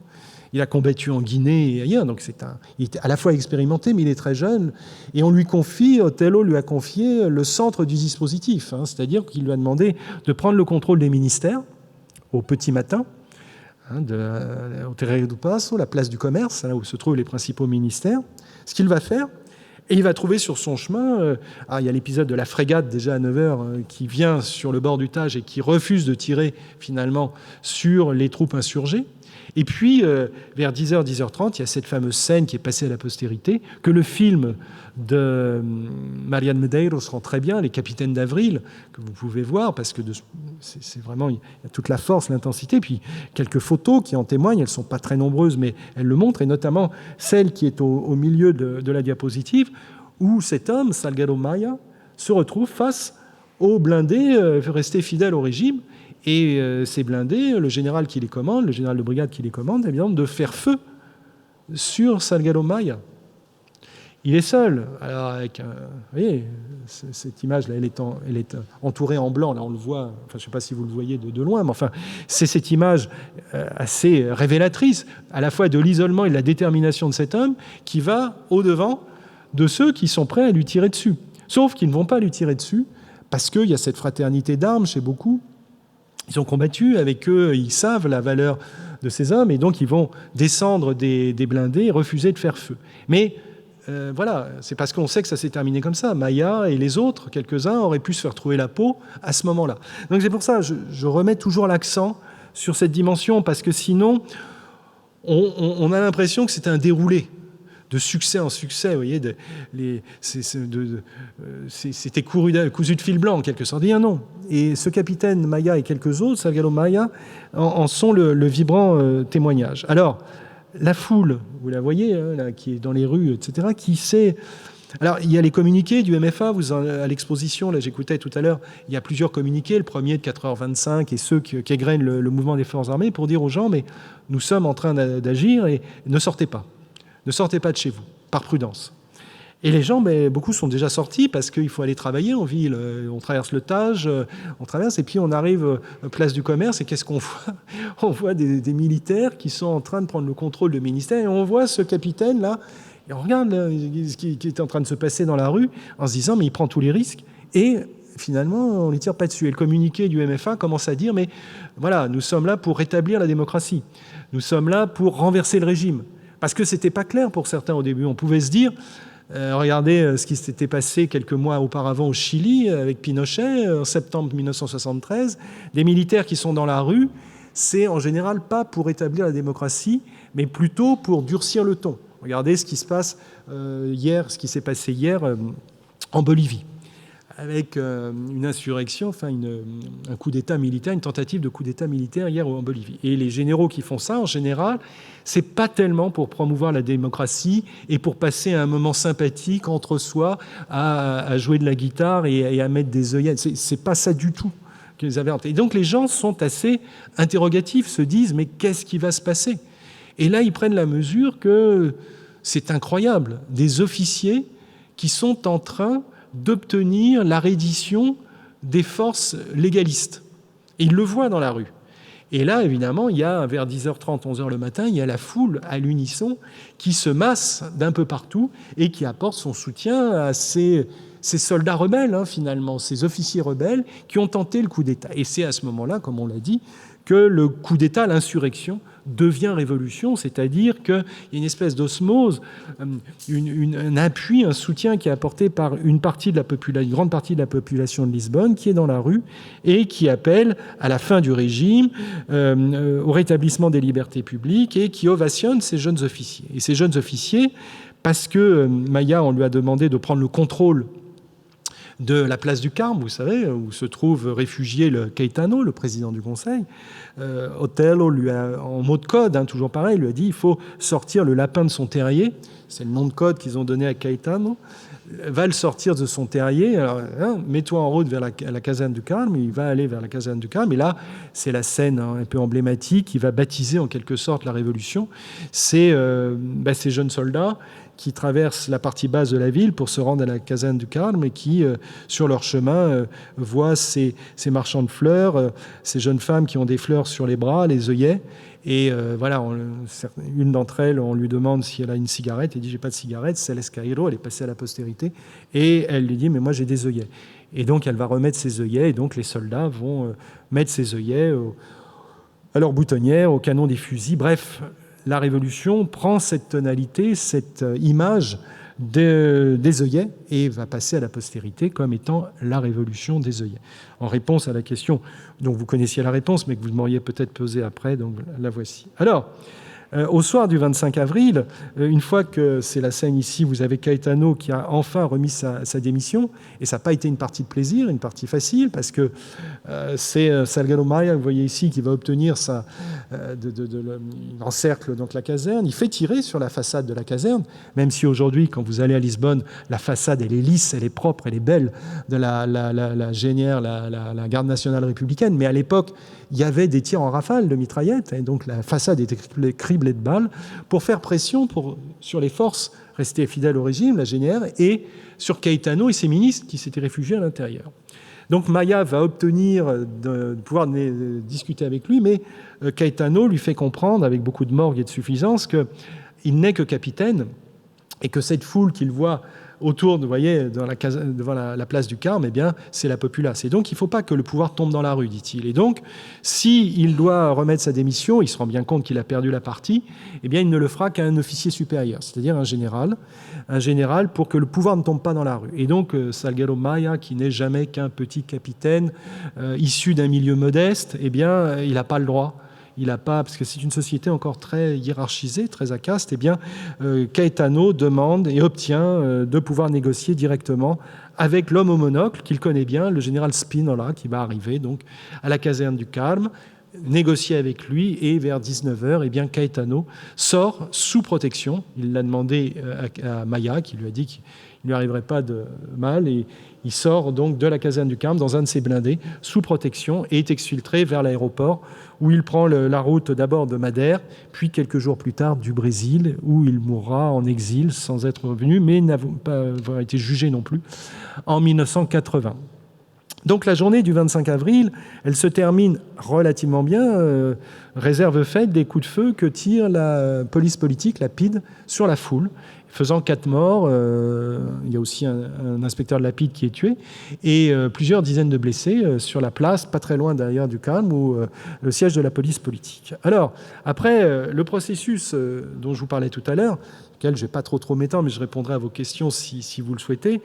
Le processus qui va suivre, évidemment, va être très, très complexe. Pourquoi ? Parce qu'il met en présence des acteurs très différents, à commencer par ceux qui ont été à l'origine de la révolution, du coup d'État, c'est-à-dire le mouvement des forces armées, qui est tout sauf... il est très composite, c'est tout sauf quelque chose d'unitaire, le mouvement des forces armées. C'est-à-dire qu'en son sein, eh bien, on trouve des tonalités, s'expriment des tonalités politiques, des visions très différentes. À commencer par celui qui prend un peu le lead, le leadership de cette affaire, cet homme que vous voyez ici, le général Spinola, l'homme au monocle, celui qui a obtenu la reddition et qui a finalement ramassé la mise au soir du 25 avril en devenant le chef de la junte de salut national, qui va donc arriver à la télévision pour dire, voilà, nous avons fait ce coup d'État, nous allons rétablir les libertés publiques, nous allons faire un certain nombre de choses, et voici les gens qui m'entourent. Mais c'est lui qui est en tête de gondole, même s'il est très entouré. C'est l'homme qui va incarner pendant quelque temps la révolution des œillets. Pourtant, c'est un ancien hiérarque du régime, qui a un rapport à la démocratie très complexe, on va dire ça en termes élégants, et qui a également une vision sur la scène ultramarine très complexe. C'est-à-dire que ce n'est pas un homme qui veut décoloniser à la va-vite. C'est le moins qu'on puisse dire. Et c'est là que ça va coincer assez rapidement, parce que, et également de manière emblématique, dans la nuit du 25 au 26, sur la libération des prisonniers politiques, on ne peut pas dire que ça soit sa priorité. Et donc, beaucoup du mouvement des forces armées disent « mais si, il faut les libérer tout de suite », et sous la pression de la foule, et donc ils vont aller à Caxias, etc., libérer les prisonniers politiques, et ils sont nombreux, qui ont subi les sévices de la police politique, la torture, etc. Et donc ce général Spinola va chercher à s'imposer, à présidentialiser le système tel qu'il est né, donc à être le De Gaulle portugais, diront certains, concentrer les pouvoirs et surtout freiner les cas de fer sur la question coloniale. Et c'est là que ça va choper, à la fin du mois de septembre 1974, évidemment. Il se retrouve mis en minorité et contesté par le mouvement des forces armées, forcé à démissionner, après avoir convoqué sans succès la majorité silencieuse. Et la foule, elle, que vous voyez au 1er mai, le moment de fraternité, de célébration de la liberté retrouvée, cette foule, elle est considérable partout. On dit que 10% de la population portugaise est dans la rue à ce moment-là, avec des leaders politiques qui sont revenus de l'exil. Les deux figures peut-être de proue passées les plus connues dans le monde, c'est évidemment Álvaro Cunhal et Mário Soares, que vous voyez ici, notamment lors de la manifestation de Lisbonne du 1er mai. Mais comme le déclara Soares au soir du 1er mai, les ennuis commencent. C'est-à-dire que vous avez, à partir de ce moment-là, non seulement le mouvement des forces armées qui est composite, comme je vous le disais, mais aussi des tensions nombreuses entre un pouvoir civil, politique, qui est encore très éclaté, très fragmenté, très faible, parce que les partis ne pouvaient pas fonctionner, étaient illégaux dans le système salazariste, parce que la plupart étaient en exil, il n'y avait pas de cadre, les militants étaient encore très peu nombreux, sauf du côté du Parti communiste. Bref, il y a tout à construire pour mettre en place un fonctionnement des institutions, des pouvoirs publics. Donc, c'est une crise de l'État auquel, évidemment, sont confrontées très vite ces personnalités. Et puis, vous avez la foule, c'est-à-dire le peuple uni qui jamais ne sera vaincu, comme on le dit à l'époque, qui est massivement dans la rue et qui veut faire entendre aussi sa voix, ses revendications, notamment sociales. C'est une digue qui a lâché avec le 25 avril, c'est-à-dire que ces décennies d'oppression, et notamment sur le plan social et économique, cèdent d'un seul coup, laissant place à des attentes très grandes de la part de la population, sur la question du droit de grève, bien sûr, sur la question du salaire minimum, sur la question de la représentation syndicale, etc. La question de la propriété foncière, la question de la propriété des usines, avec un certain nombre de patrons qui quittent le Portugal, qui prennent la fuite. Et donc, on se retrouve dans une situation extrêmement complexe qui va s'étager pendant plusieurs mois, avec des phases nombreuses, avec en arrière-plan la question de la décolonisation et la question coloniale, qui est très très forte. Vous en voyez ici des représentations lors de l'été 1974, des occupations d'usines, voilà quelques photos parmi d'autres, qui témoignent de l'intensité des débats, de l'intensité des revendications et d'un processus révolutionnaire qui est marqué par beaucoup d'allées et venues, de tensions en interne, avec jusqu'au mois de mars 1975 la tentation de la figure centrale du gouvernement, le Premier ministre Vasco Gonçalves, d'imprimer sa marque. Alors on le dit, il dira toujours qu'il n'était pas communiste, mais enfin, il est très proche du Parti communiste, Vasco Gonçalves. C'est un intellectuel au sein du mouvement des forces armées. C'est un homme, donc un combattant, très idéologue, et c'est cet homme donc qui va essayer de prendre l'ascendant pendant cette période, avec là encore un arrière-fond social extrêmement tendu, des revendications nombreuses. Donc vous voyez, il est le compagnon, le camarade Vasco, et c'est celui qui peut incarner cette alliance du mouvement des forces armées et le peuple. Mais en mars 1975, vous avez une tentative de coup d'État qui a été orchestrée en arrière-main, en sous-main par Spinola, qui avait quitté le pouvoir en septembre 1974, qui cherche à reprendre l'ascendant. Et cette affaire du 11 mars va avoir beaucoup de répercussions, beaucoup de conséquences, parce que au moins deux principales. D'abord, un coup d'accélérateur sur les revendications sociales avec la vague de nationalisation qui va être décrétée à ce moment-là, et puis la mainmise du Conseil de la Révolution qui est mise en place dans le prolongement du 11 mars.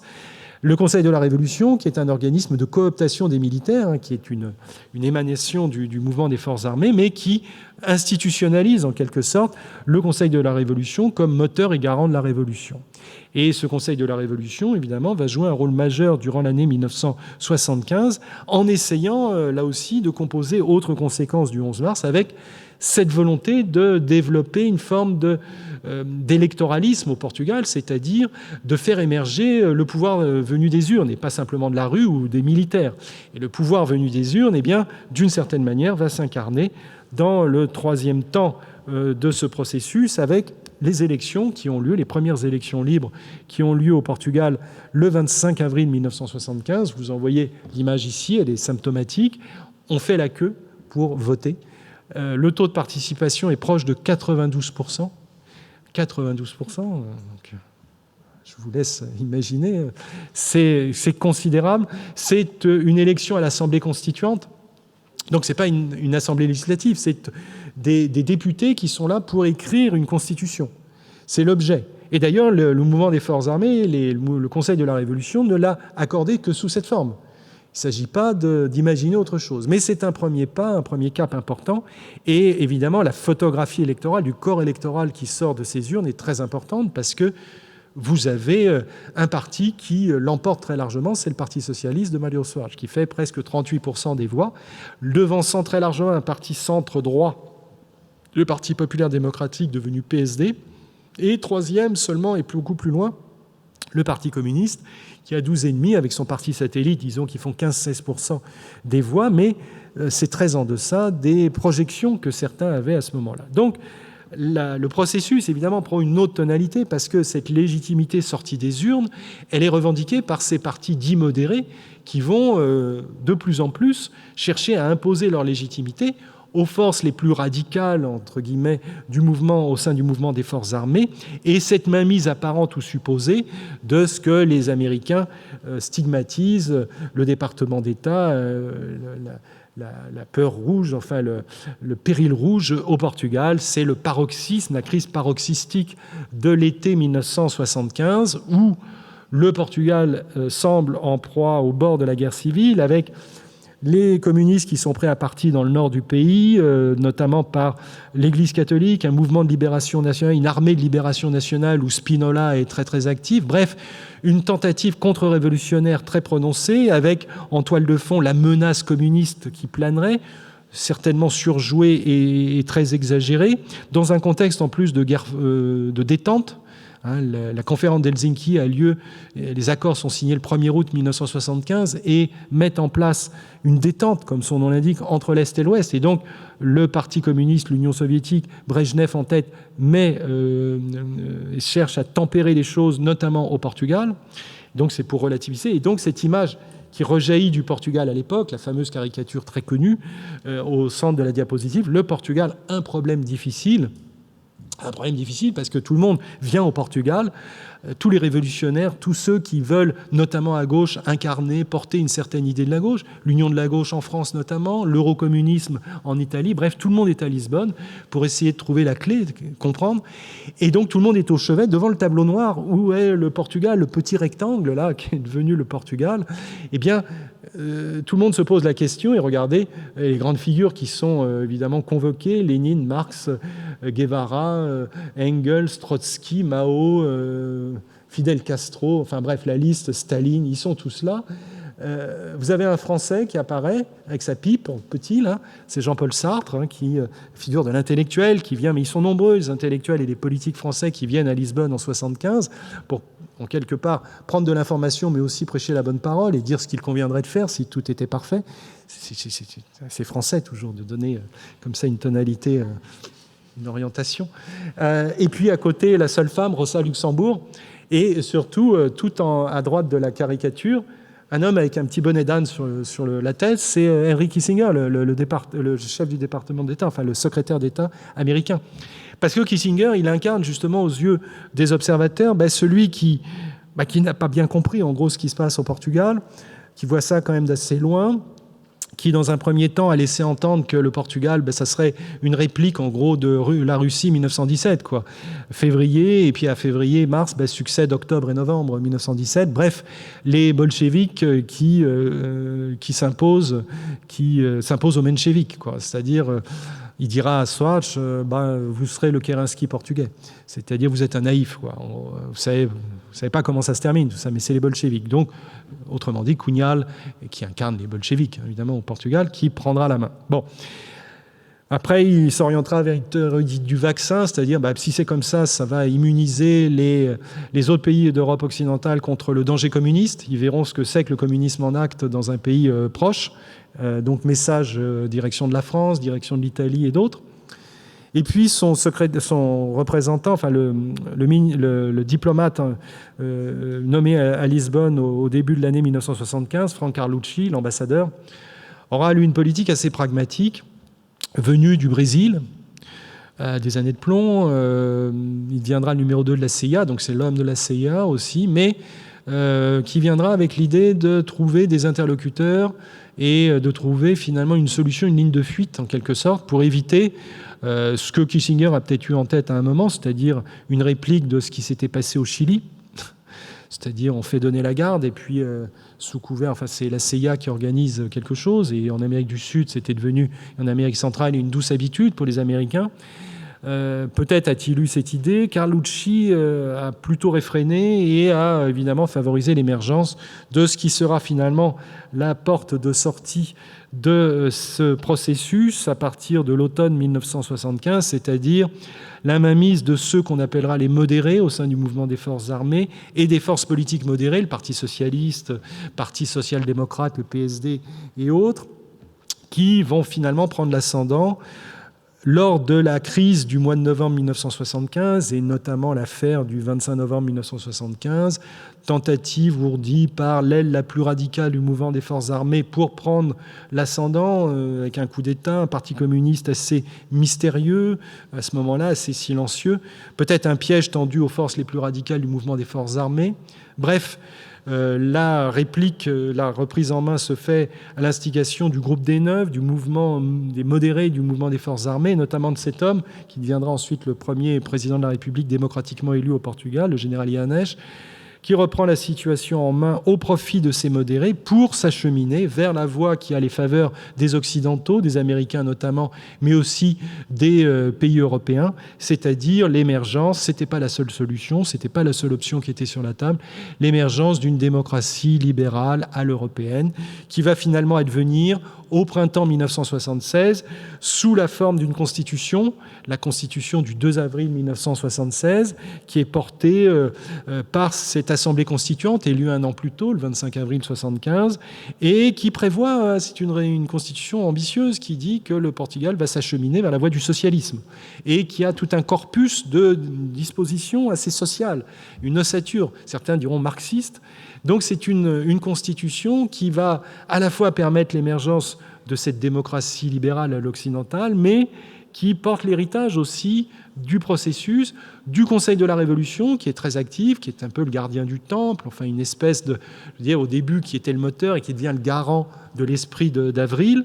Et donc c'est tout ça qui cristallise lors de cette constitution qui prévoit des élections, de nouvelles élections législatives qui ont lieu le 25 avril 1976 et qui se traduisent à peu près par le même résultat qu'un an avant, c'est-à-dire la victoire, mais sans la majorité absolue, du Parti socialiste et de Mário Soares, qui va devenir, avec le thème dont on va parler dans quelques instants, qui va devenir le premier ministre de l'ère démocratique au Portugal, en formant un gouvernement en juillet 1976, après que le général Yanes a été élu président de la République au mois de juin 1976. Donc les institutions sont en place. Et c'est pour ça qu'on dit que c'est la fin, d'une certaine manière, du processus révolutionnaire, du PREC, comme je vous disais tout à l'heure. Alors, je vais peut-être... Il me reste combien de temps 2 minutes? Combien? 5 minutes. OK.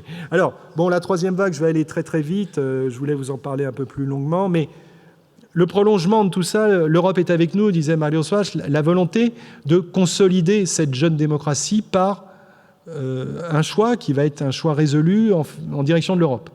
Le choix européen, il est porté par une partie des élites, mais Mário Soares en tête, qui va, au sein de son propre parti, l'imposer lorsqu'il est chef du gouvernement et faire acte de candidature au printemps 1977 auprès de la Communauté économique européenne. Cette signature aura lieu longtemps après, le 12 juin 1985, le 40e anniversaire sera célébré l'an prochain, et dans un endroit qui n'est pas neutre, c'est le monastère des Jerónimos à Lisbonne. Et le monastère des Jerónimos, c'est le symbole de la continuité entre le passé et le futur, c'est-à-dire l'art manuélin, l'expansion maritime, début du XVIe siècle, et puis, comme il dit, ce moment qui permet au Portugal d'entrer résolument dans l'avenir en étant conscient de son passé. Et symboliquement, donc, que ce traité soit signé au monastère, c'est important. Alors je termine en forme de conclusion sur la question maintenant, comment commémorer le 25 avril? Quel est le rapport? Enfin, comment le 25 avril a-t-il évolué très rapidement dans la mémoire collective depuis 50 ans? Alors, il y a eu plusieurs phases qui épousent assez fidèlement, d'une certaine manière, les inflexions politiques du Portugal depuis 50 ans. Alors, le 25 avril, c'est célébré comme le jour de la liberté. Dia da Liberdade, c'est sa désignation officielle, c'est un jour férié depuis 1977 qui donne lieu à une commémoration institutionnelle sous forme de discours, de défilés, de célébrations à l'Assemblée de la République, et puis aussi une tonalité très populaire avec des défilés dans la rue, une célébration. Bref, sauf que depuis la Révolution des œillets, il y a eu plusieurs phases, comme je vous le disais. Et ces phases, on ne le mesure pas toujours aujourd'hui, mais ont souvent donné corps ou donné une résonance à une lecture assez minimaliste, pour ne pas dire critique, du 25 avril.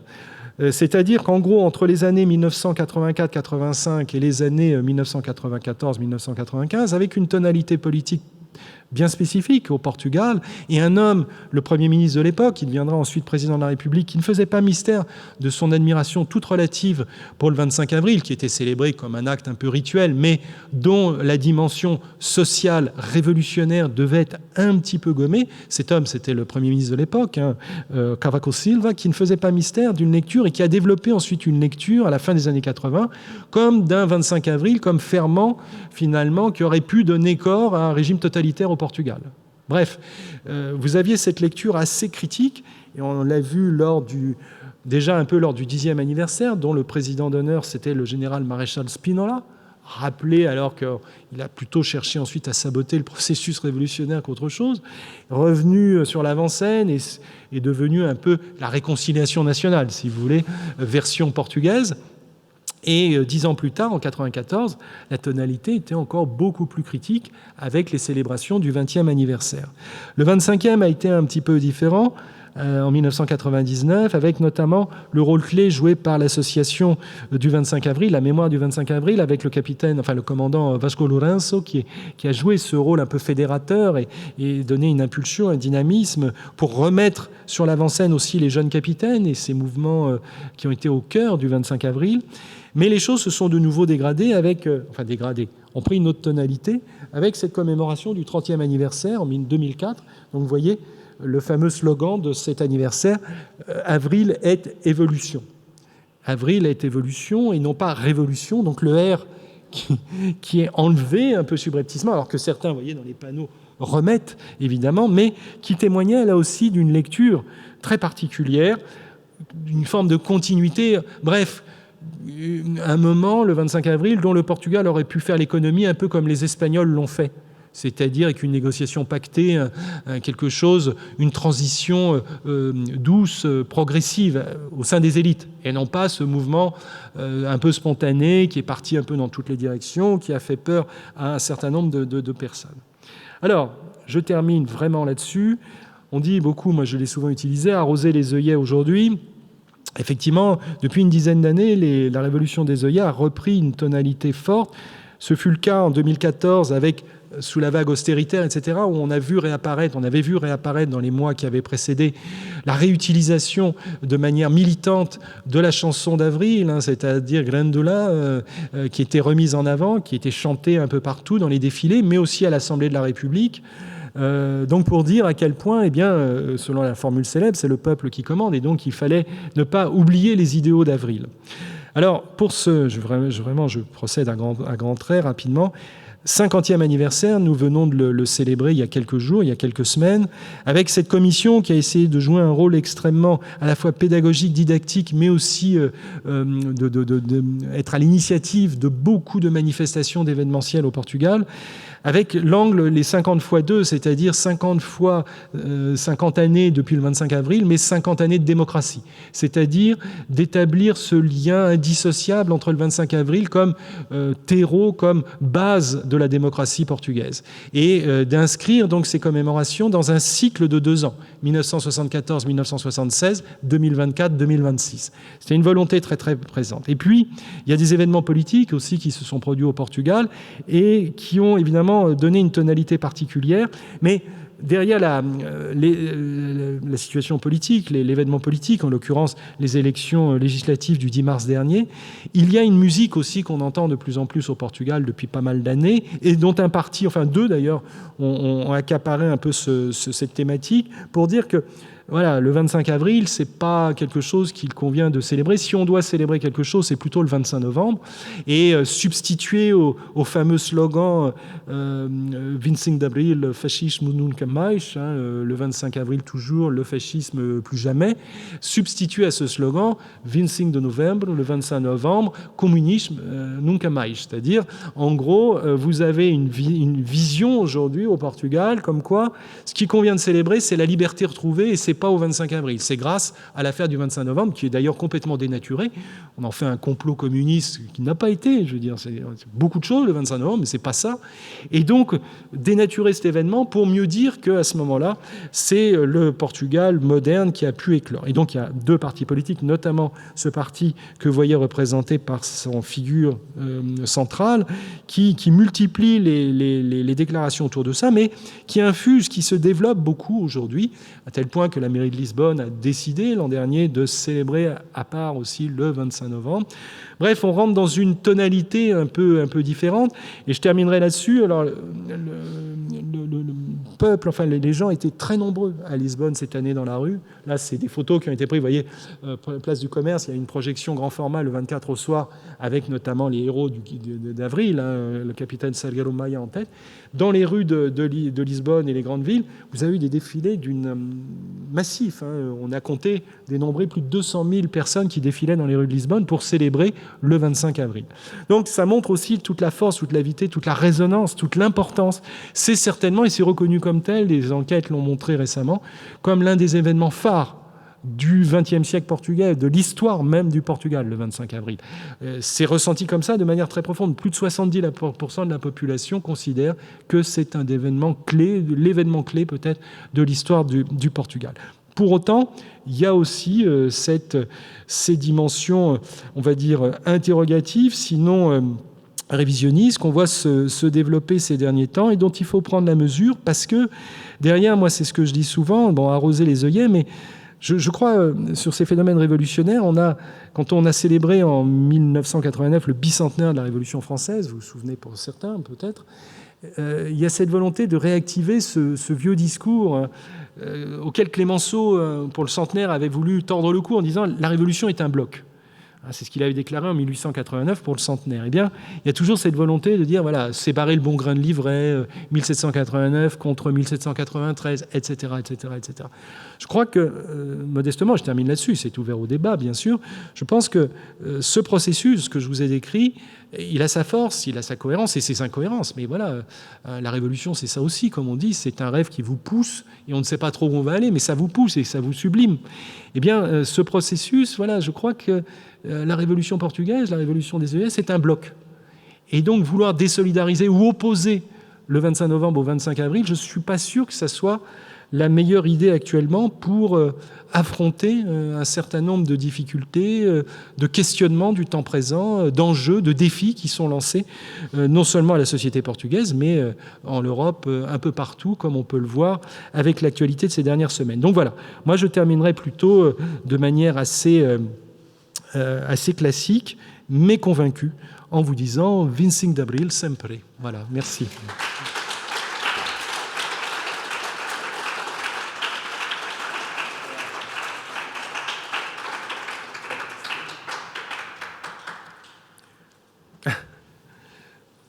Désolé pour avoir dépassé le temps de parole.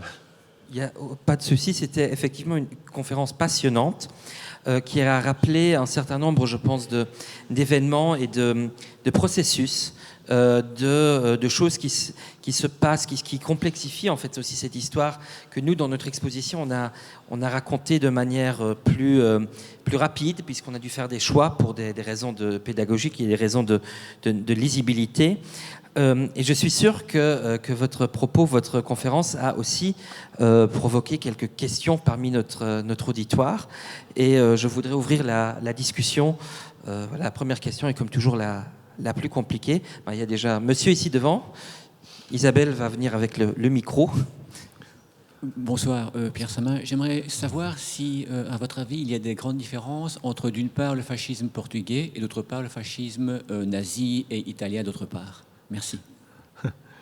Je réponds. Vous avez 2 heures, c'est ça? Ouais. Non, quand même. Non, mais plus prosaïquement, je renverrai à mon petit ouvrage, la petite synthèse sur salazarisme et fascisme. Moi, je fais partie de cette école historique et on a essayé depuis maintenant salazarisme et fascisme. Je l'ai écrit en 1995, donc ça fait bientôt 30 ans. Donc il a été réédité avec une postface. Qu'est-ce que je disais dans ce livre? J'essayais de revenir parce que il me semble que c'est le salazarisme, et Salazar en particulier, même si le combat antifasciste a sa pertinence, sa force et sa légitimité d'une certaine manière, mais le qualifier de fasciste, sans pour autant vouloir le blanchir, etc., c'est commettre une erreur d'interprétation, me semble-t-il. Alors, c'est très contestable, je sais que moi et quelques autres, on a été beaucoup critiqués pour ça, mais de dire que c'est un régime autoritaire, une dictature implacable à bien des égards, c'est pas du tout pour l'amender en quelque façon que ce soit, mais ce qui caractérise le fascisme, et notamment le fascisme type des années 30, on va dire, avec comme figure emblématique le régime italien de Mussolini et d'une certaine manière le régime hitlérien, nazi, on a énormément de différences qui les différencient, qui les opposent. Alors bien sûr, au Portugal, n'a pas échappé au champ magnétique des fascismes dans les années 30, au tropisme fasciste, à une chorégraphie fasciste. C'est-à-dire que, y compris dans l'entourage de Salazar, vous aviez un certain nombre d'hommes qui étaient proches, qui ne faisaient pas mystère de partager l'idéologie fasciste. Et quand vous regardez les défilés, bien évidemment, de la Légion portugaise, quand vous regardez l'orchestration, la mise en scène de la Mocidade portugaise à la fin des années 30, quand vous regardez les départs de troupes viriates vers l'Espagne franquiste pour combattre à côté de Franco, qui est un véritable, à ce moment-là, régime fasciste, après qui évoluera vers autre chose, oui, bien sûr, il y a des analogies, il y a des ressemblances. Mais pour ma part, et quelques autres, c'est certainement passer à côté de l'essentiel. Et notamment, une des questions qui me semble importante quand on réfléchit à ce thème, ce rapport à la modernité, ce rapport au mouvement, ce rapport à l'homme nouveau. Bref, tous ces éléments constitutifs de l'ADN, on va dire, fasciste. Au Portugal, je l'ai souvent rappelé, l'objectif de Salazar, c'est, comme il dit, de faire vivre les Portugais autrement dit, de ne rien changer à rien, c'est-à-dire que ne pas perturber l'ordre immuable des choses. Un fasciste type, en Italie ou en Allemagne, et dans quelques autres pays d'Europe, ne pense pas ça. Il est dans une autre dimension, dans une autre activisme. Salazar, c'est un traditionnaliste, très contre-révolutionnaire, très axé sur le respect des traditions, d'une pensée catholique, même si lui-même, là-dessus, il y a pas mal d'ambiguïté, mais voilà, la pensée traditionnaliste qu'il met vraiment en avant. Il se défie du paganisme, du côté païen allemand et mussolinien. Il le dit à plusieurs reprises. Ce n'est pas une posture, hein, ce n'est pas simplement une manière de se dédouaner facilement. C'est un homme qui, à plein d'égards, est extrêmement différent de cette tonalité. Non, moi, à mon avis, et quelques autres, Antonio Costa Pinto l'a dit aussi, a développé des travaux encore récents là-dessus, sur cette espèce de troisième voie qu'incarne le régime salazariste, c'est-à-dire de modèle, évidemment, très critique à l'égard de la démocratie libérale, mais aussi, d'une certaine manière, ce pas de côté vis-à-vis du régime fasciste type. avec cette volonté d'incarner avec son corporatisme si particulier, avec cette volonté de ne pas, enfin, qu'il n'y ait pas de confusion. La question de l'union nationale du parti unique a souvent été mise en exergue pour dire, mais c'est la question, enfin, c'est un thème fort dans les partis fascistes, mais il n'y a pas de confusion État-parti au Portugal. Le parti unique, mais il s'en fiche, enfin il s'en fiche, c'est un truc pour mobiliser les élites locales, c'est le caciquisme, si vous voulez, du 19e siècle, qu'il revivifie avec l'alliance du trône et de l'autel, avec les notables locaux et l'Église. C'est ça qu'il veut mettre en place. C'est certainement pas une mobilisation de masse. Et donc, alors que dans l'idéologie fasciste, ça compte, ça a une importance considérable. Bref, on pourrait multiplier. Et puis ensuite, la question quand même qu'il faut finir par poser, c'est et qui a souvent été évacué quand on veut. Et moi, j'ai eu des débats, et j'ai beaucoup d'admiration, et je respecte profondément les théories de Fernando Rosas et Manuel Loff, etc., avec lesquels j'ai eu quelques polémiques, mais bon, c'est la question de la durée. La question de la durée du régime, elle est quand même importante à prendre en compte, parce que, bien sûr, on peut l'expliquer, c'est une part essentielle, par l'administration de la peur, le système répressif, si vous voulez. Et il est réel. On en parlait tout à l'heure, la PIDE, etc. Mais il y a d'autres ingrédients qui viennent se mettre dans la balance. Et comment se fait-il que, à la différence des régimes fascistes des années 30, Mussolini, Hitler, mais aussi Horthy et d'autres, qui ont tous chuté par différentes modalités à la fin de la Seconde Guerre mondiale, comment se fait-il que le régime salazariste ait survécu d'une certaine manière? Et ça, cette question de la durée, elle est très compliquée à résoudre parce qu'il y a des ingrédients venus de l'étranger, à dimension internationale, que j'ai évoqué furtivement, la guerre froide, le positionnement atlantique, on va dire, du Portugal, qui est très très important. Et puis, il y a cette espèce de tonalité très passéiste, des horloges arrêtées, de l'ordre immuable des choses, avec une répression calibrée, etc., qui est très particulière au régime salazariste. Voilà. Donc, on pourrait disserter longuement. C'est une question qui est d'autant plus polémique aujourd'hui, qui reste d'autant plus polémique, qu'effectivement, en plus, on vit des temps, on va dire, en termes élégants, plus que troublés aujourd'hui.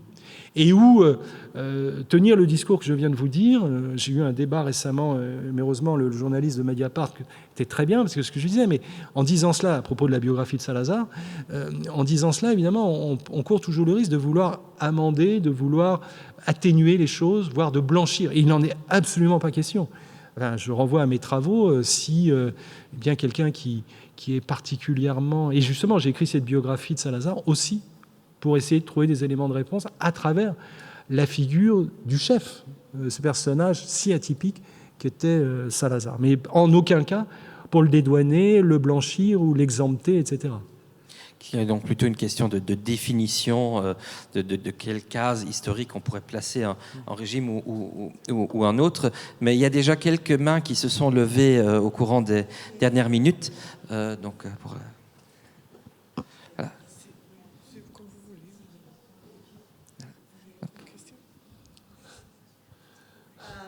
Il faut juste parler dans le micro pour les gens qui nous écoutent. Vous m'entendez pas quand je parle dans le micro? Non, il faut que vous parlez dans le micro. Il faut absolument parler dans le micro. Bon. Moi, ce que je voulais dire, que je comprends que vous faisiez cette distinction entre le fascisme italien, le nazisme d'Hitler, le franquisme de Franco et de Salazar. Évidemment, il y a plein de différences et de différences très importantes. Mais pour l'historien, pour des gens qui sont face maintenant à ce qui se passe, et pour qui ce qui est important, c'est de comprendre ce qui s'est passé à ce moment-là. Ce n'était pas un phénomène portugais, espagnol, blabla. C'était la défaite de mouvements qui avaient donné, par exemple, le Front populaire en France, qui est à la mode maintenant aujourd'hui, on peut en parler, la guerre civile espagnole qui avait défait la révolution, qui avait dérouté la révolution espagnole, etc. Donc, on est maintenant dans une situation où l'histoire ne se répète pas, on le sait, mais les mêmes menaces se profilent devant nous. Donc, les différences entre ces différentes formes de dictature sont sûrement très importantes pour l'historien. Elles étaient importantes quand on combattait le salazarisme pour comprendre quelles étaient ses forces et ses faiblesses. Mais aujourd'hui, c'est pas ça qui est important pour les militants, même pour les démocrates, entre guillemets, qui ne veulent pas des dictatures qui se profilent. L'important, pour moi, c'est de savoir que ça prend des formes différentes, mais c'est toujours la même chose. C'est la défaite des forces révolutionnaires dans la société qui essayent de changer la société pour un monde meilleur. Et c'est ça. C'est mon avis. Oui, ben, je sais pas, il y a beaucoup de joie Oui. des mains. Bon, l'interprétation de l'histoire est toujours très, très Oui, mais différente non, mais et divergente. je comprends et on peut être tout à fait. Je pense, enfin, c'est effectivement très complexe parce que surtout à l'ère aujourd'hui de l'immédiateté, du présentisme, des réseaux sociaux, etc. C'est pas toujours facile d'introduire de la complexité, de la nuance. Je comprends votre propos et ce que je disais en introduction. Effectivement, le combat au nom de la lutte antifasciste est très mobilisateur à une force. Pour autant, mettre tout le monde dans le même panier de manière équivalente et faire un trait d'égalité sur tout, ouais, je sais pas. C'est pas simplement l'historien que ça intéresse, à mon avis. Enfin, je crois que ça intéresse le citoyen hein, de mieux comprendre, même si les temps aujourd'hui sont compliqués, pas forcément l'heure est à la nuance. Ça, je l'entends bien. Après, je pense que le travail de l'historien, c'est d'essayer toujours d'expliquer cette complexité, d'expliquer et de comprendre. Hein. Il ne s'agit pas de juger quand on est historien, parce que si on passe son temps à juger, c'est des jugements moraux, etc., qui peuvent soulager d'une certaine manière. Et quand on a travaillé moi, pendant des années sur ce personnage, il y a des moments de répulsion, de lassitude extrême, c'est sûr. Mais si on oublie ces fondamentaux, on passe peut-être à côté de l'essentiel. Maintenant, je comprends que ça ne soit pas un slogan fortement très mobilisateur, mais je veux réintroduire, je veux espérer que notre époque fasse la part belle encore à la complexité, parce que sinon, voilà, on amalgame beaucoup de choses et on risque de passer à côté de l'objectif, quoi. Mais bon, voilà, c'est une idée très personnelle, avec une, comment dire, un pessimisme à peine voilé, peut-être lié à la lucidité, comme on dit souvent, pour contrebalancer l'optimisme de la volonté, comme on dit. Voilà, on a d'autres questions. Oui. Bonsoir. Merci beaucoup pour cette conférence et aussi merci au musée d'avoir invité ce type de personnage. C'est vraiment très très bien. En fait, j'ai deux questions du coup. J'en ai pas une. Ma question était, parce qu'on en parlait effectivement que le régime a duré quand même 48 ans. Est-ce qu'une des raisons, parce qu'il y en a plusieurs évidemment, est-ce qu'une des raisons pourquoi il a duré, est-ce qu'il y avait quand même une politique très claire de laisser le peuple analphabet et sans éducation? Donc je pense que ça a joué un rôle très très grand dans le fait que ça a duré si longtemps. Mais j'aimerais quand même avoir votre opinion. La deuxième question était concernant Lapide, en fait. Parce que c'est quelque chose que j'arrive jamais à expliquer. J'aimerais quand même avoir votre avis. Comment se fait-il que les personnes de Lapide, qui étaient quand même en grande partie des fonctionnaires de l'État, si je ne me trompe pas, qui ont torturé, qui ont tué, emprisonné, on connaît toutes ces histoires, comment se fait-il qu'ils n'ont jamais été punis ? Et s'il y aurait eu cette punition, ou ce travail qui n'a jamais été fait donc, au Portugal, est-ce que les choses seraient passées autrement ? Voilà, ça c'est ma question. La première question, c'était sur le système, maintenir le pays dans un état d'illettrisme, etc. Oui, je partage. C'est en gros, quand je disais tout à l'heure, faire vivre le Portugal habituellement, ne pas altérer l'ordre immuable des choses. Hein, c'est-à-dire, au début du XXe siècle, le Portugal était un pays aux trois quarts illettré.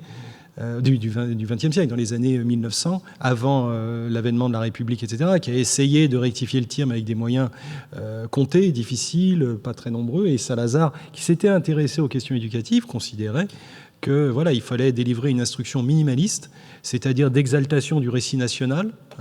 dirais le roman national aujourd'hui, mais le récit national salazariste qui était là pour vous inculquer que la nation était née avec Don Alfonso Henriques, avec les viriates avant, qui avait eu l'expansion maritime, les grands hommes, les grands navigateurs, et plus on approchait du temps présent, on s'arrêtait laborieusement au XVIIIe siècle, même mieux au XVIe, XVIIe siècle, et le XIXe siècle, c'était le siècle nid du libéralisme politique parlementaire complètement nul, sans parler de la République, qui était une honte absolue, qui avait plongé le Portugal. Je parle comme les salazaristes, comme le régime de Salazar. Donc ça, c'était le discours minimal, avec quelques moments d'exaltation, de célébration de certains événements, de certaines dates, etc., de certains personnages. Et donc c'était minimaliste, et avec derrière la Mocidad et l'Église qui relayaient un certain nombre d'informations. Mais pour le reste, il fallait effectivement maintenir le pays, une grande partie de la population, dans cet état d'inculture, d'illettrisme, de ne pas avoir accès finalement à l'éducation. Et ça, c'est une des clés effectivement de maintien de cet ordre immuable des choses, sans avoir à passer tout le monde par les armes, quoi, on va dire. À la différence d'autres régimes, et notamment le voisin espagnol, dans le cadre de guerre civile, etc.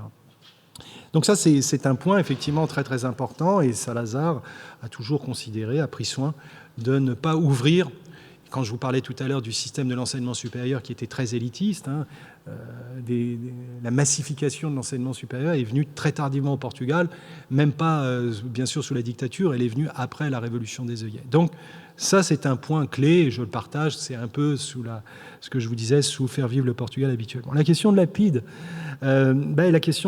oui, le problème, en 1974-75, il y a eu une volonté de régler des comptes avec le passé, comme on dit. C'est-à-dire qu'il ne faut pas non plus, même si ça a été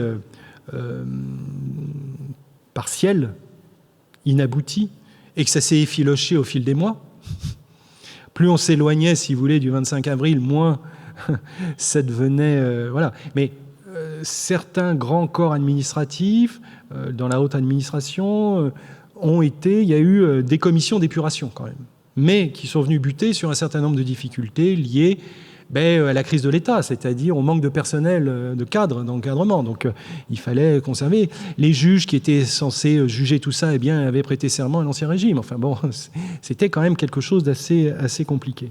Pour la police politique elle-même, il y a eu des procès, c'est-à-dire que le général qui commandait la PIDE, Silva Paes, a été condamné à une peine de prison assez importante. Alors, souvent qui ont été commués, raccourcis, etc., etc. Mais beaucoup d'inspecteurs de la PIDE ont pris la poudre d'escampette aussi.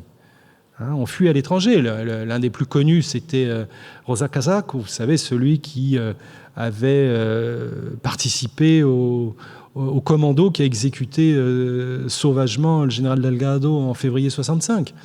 Et qui prenait les photos de Salazar, qui était un peu le garde du corps de Salazar, si on veut.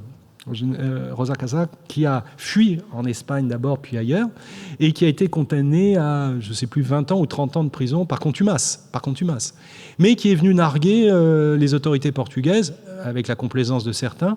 En 1998, il est revenu, un peu de temps avant l'Expo de 98, se faire photographier devant la tour de Belém, en disant, voilà... moi, je regrette rien, non, rien de rien, je ne regrette rien, comme dit la chanson.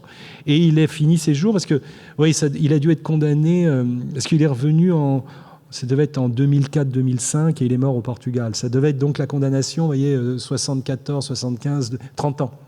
Et il est revenu, il est mort au Portugal. Mais il y en a eu plusieurs de ce type. Et puis, le problème de la police politique, vous disiez, c'était la PIDE. Bien sûr, c'était un encadrement avec des inspecteurs dûment identifiés, des fonctionnaires d'État, on va dire. Mais ce qui constituait l'ossature, ça c'était la charpente, le squelette, si vous voulez. Mais il y avait autour tous ces indices.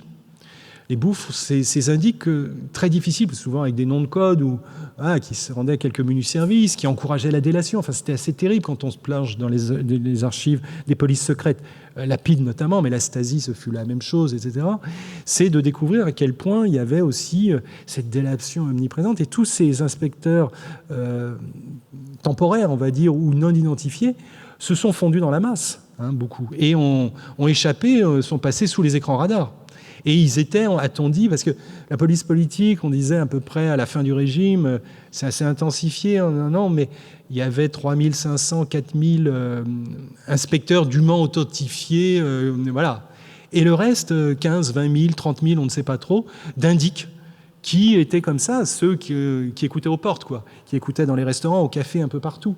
Et ceux-là, évidemment, c'était beaucoup plus difficile de les identifier. Et puis, comme je vous disais, plus le temps reculait, enfin, plus le temps s'éloignait du 25 avril, et plus on demandait aux tribunaux de faire preuve de mansuétude.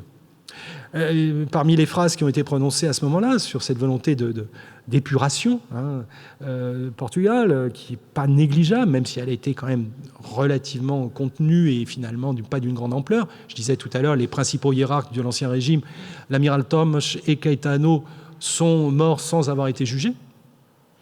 C'était quand même eux qui étaient aux manettes en 73-74. L'un est mort en exil, l'autre, Thomas, il a écrit ses mémoires. Enfin, tous ces gens-là ont témoigné contre la révolution des œillets et le processus. Donc, ils n'ont pas été condamnés. Et on disait aussi, mais aux juges, faites preuve aussi de mansuétude, enfin de discernement. De discernement, parce que n'oubliez jamais que les deux premiers présidents de la République du processus révolutionnaire, Spinola et Costa Gomes, c'est d'anciens hiérarques du régime, quoi. Spinola n'était pas un démocrate. Hein. Voilà, ces périodes sont toujours complexes et pleines de contrastes. Il y a encore une question ici au premier rang, et puis après, on pourra encore en prendre une, peut-être deux, puisque nous devons essayer de terminer vers 20h. Merci. Oui, vous m'entendez ? Oui. Oui, j'ai une question sur la démocratisation de ceux qui vont mener la révolution en 1974. Ça me frappe en fait la différence par exemple avec les questions de décolonisation de la France. Quand on voit la dynamique de la guerre d'Algérie, à la fin vous avez des gens au sein de l'armée qui vont faire une tentative de coup d'État, le putsch des généraux, certains vont s'engager ensuite dans l'OAS. Et c'est pas des gens qui vont essayer de renverser pour accélérer la décolonisation. Et donc, ce qui me frappe dans le cas portugais, c'est qu'au sein de l'armée, des gens se sont acculturés à la démocratie, même certains au marxisme. Et j'arrive pas à comprendre comment, dans ces milieux-là, qui sont pas pourtant des milieux qui sont réputés pour être sensibles au mouvement démocratique et qui sont plutôt très hiérarchisés, comment dans ces milieux-là, au Portugal, et j'ai même pas de cas similaire, j'arrive pas à avoir un cas similaire dans un autre pays où des militaires font un coup d'État pour rétablir la démocratie. Qu'est-ce qui s'est passé avant pour qu'ils s'acculturent à ces notions-là ? Merci. Alors, d'abord, quantitativement, il faut savoir que le mouvement des capitaines, c'est pas la majorité des officiers. Il n'y a pas les officiers supérieurs, beaucoup d'officiers intermédiaires au départ, du moins, quand tout ça se constitue à l'automne 1973. Vous avez 250, 300 officiers intermédiaires qui sont dans la boucle. Ensuite, il y a une évolution sociologique de l'armée portugaise au début des années 60. Je m'explique.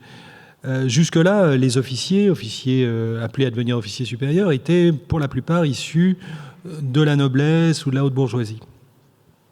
Avec, au début des années 1960, l'académie militaire est obligée d'ouvrir ses portes à des jeunes qui sont issus de milieux plus modestes. Et donc, qui ont une perception plus instinctive, plus directe de ces problèmes de pauvreté, d'injustice, etc., auxquels ils ont été confrontés pendant leur enfance. Salgado Maia, par exemple, son père, c'était un cheminot, enfin, il s'occupait d'une gare, une modeste gare du réseau ferroviaire. Voilà.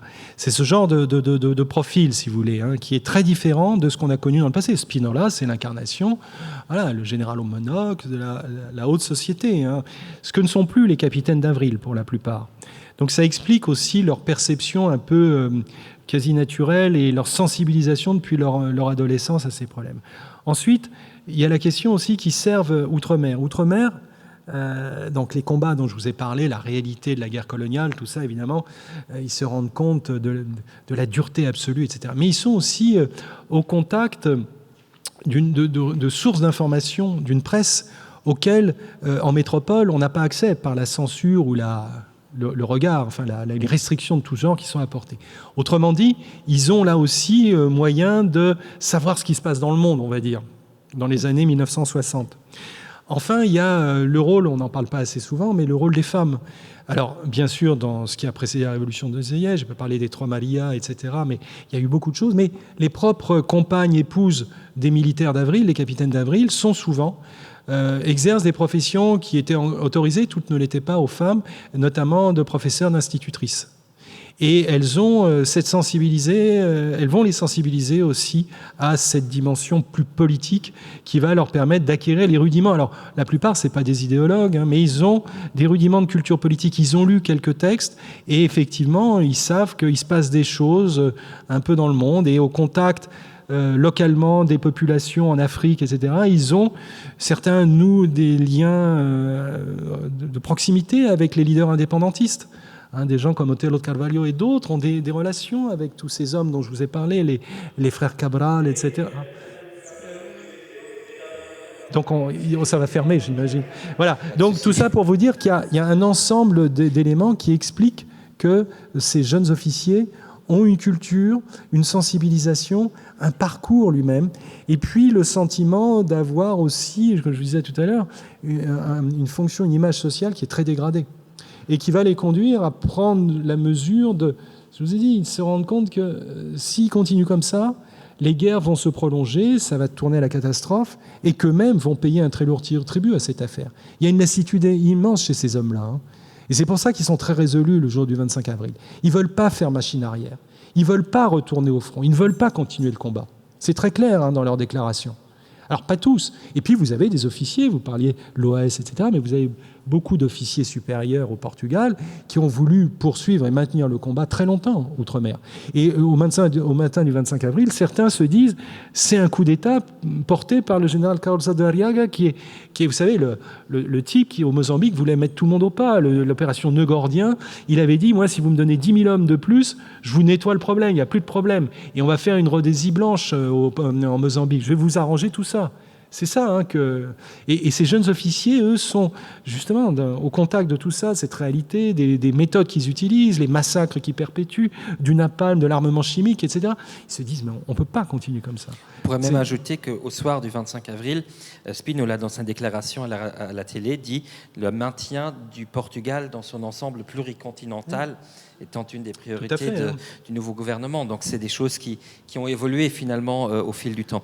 Bon, comme le temps avance vraiment et que vous avez entendu déjà le gong, je vais encore prendre une petite question. Je suis désolé, après on pourra peut-être encore continuer à discuter peut-être sur le parvis, mais hélas le temps court et le couperet du temps est toujours en problème ici. Mais on va peut-être encore prendre une question. Bonjour. Alors, rapidement, je voulais seulement savoir pourquoi la Révolution portugaise n'a pas eu d'influence sur la Révolution espagnole, comme la portugaise était plutôt chaotique et l'autre était plutôt réglementée. C'est pas la même chose. Elle a eu, il faut nuancer, elle a eu une influence, hein, peut-être une influence non pas négative, mais au sens où les élites espagnoles, par peur de voir ce qui se passait au Portugal, se sont dit tout sauf ça. Mais une grande partie de la population espagnole a pris fait et cause pour la révolution des œillets, à la fin du régime franquiste. Franco meurt en novembre 1975, très impressionné par ce qui se passait au Portugal. Et donc c'est plutôt les élites, une partie des élites qui se sont dit, et les élites franquistes qui se sont dit, mince, il ne faudrait pas quand même que ça se passe comme ça en Espagne. Et donc, non, alors après, ce que je vous disais, la transitologie, l'école de la pensée nord-américaine, comment passer de la dictature à la démocratie, a survalorisé, dans les années 80, a survalorisé le modèle espagnol, pour en faire le parangon, le modèle d'excellence des transitions réussies. Mais en passant sous silence un certain nombre de dysfonctionnements de ce modèle démocratique, transitionnel, alors que le modèle portugais, chaotique, on jette une pièce en l'air, on ne sait pas de quel côté elle va retomber, c'était un bazar truc, un peuple de fous, etc. Enfin, on a entendu pique-pendre. C'est vrai que les Nord-Américains se sont dit, si on doit promouvoir un modèle, vaut mieux promouvoir le modèle espagnol, oubliant au passage les vertus du modèle portugais, et notamment la question du rapport à la violence. parce que dans le cas de la transition espagnole, enfin Sophie Babi et des historiens en France ont écrit de très très belles choses, Jugé Franco, etc. Et puis tous ces travaux sur la violence de la transition espagnole, elle est bien supérieure à la violence de la transition portugaise. Donc voilà, c'est très ambivalent. Ça a servi à la fois de repoussoir et d'aiguillon. Merci. Donc, je crois que le débat aurait encore pu continuer pendant de nombreuses minutes, mais là, voilà, le temps nous rattrape.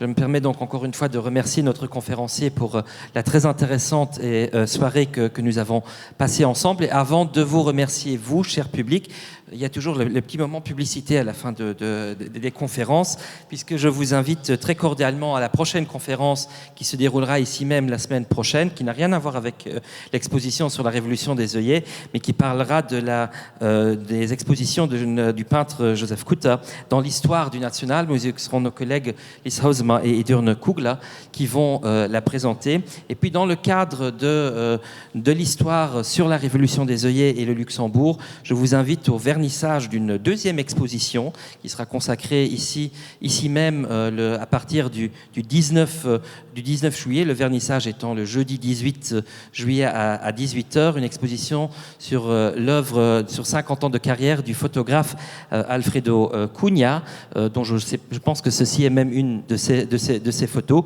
qui a été un des principaux photographes aussi de ce 25 avril et des mois qui ont suivi, et Alfredo Cunha sera aussi présent au vernissage ce jour-là. Donc les vacances n'ont pas encore totalement commencé ici au musée. Et puis toute dernière page de publicité.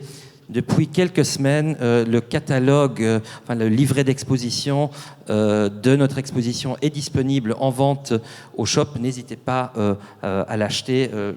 Peut-être plus aujourd'hui en sortant parce que la caisse sera déjà fermée, mais en tout cas, il est disponible. Et voilà, il ne me reste plus qu'à vous remercier de votre présence à toutes et à tous ce soir, et au plaisir de vous revoir au musée prochaine. Merci. Bonne soirée.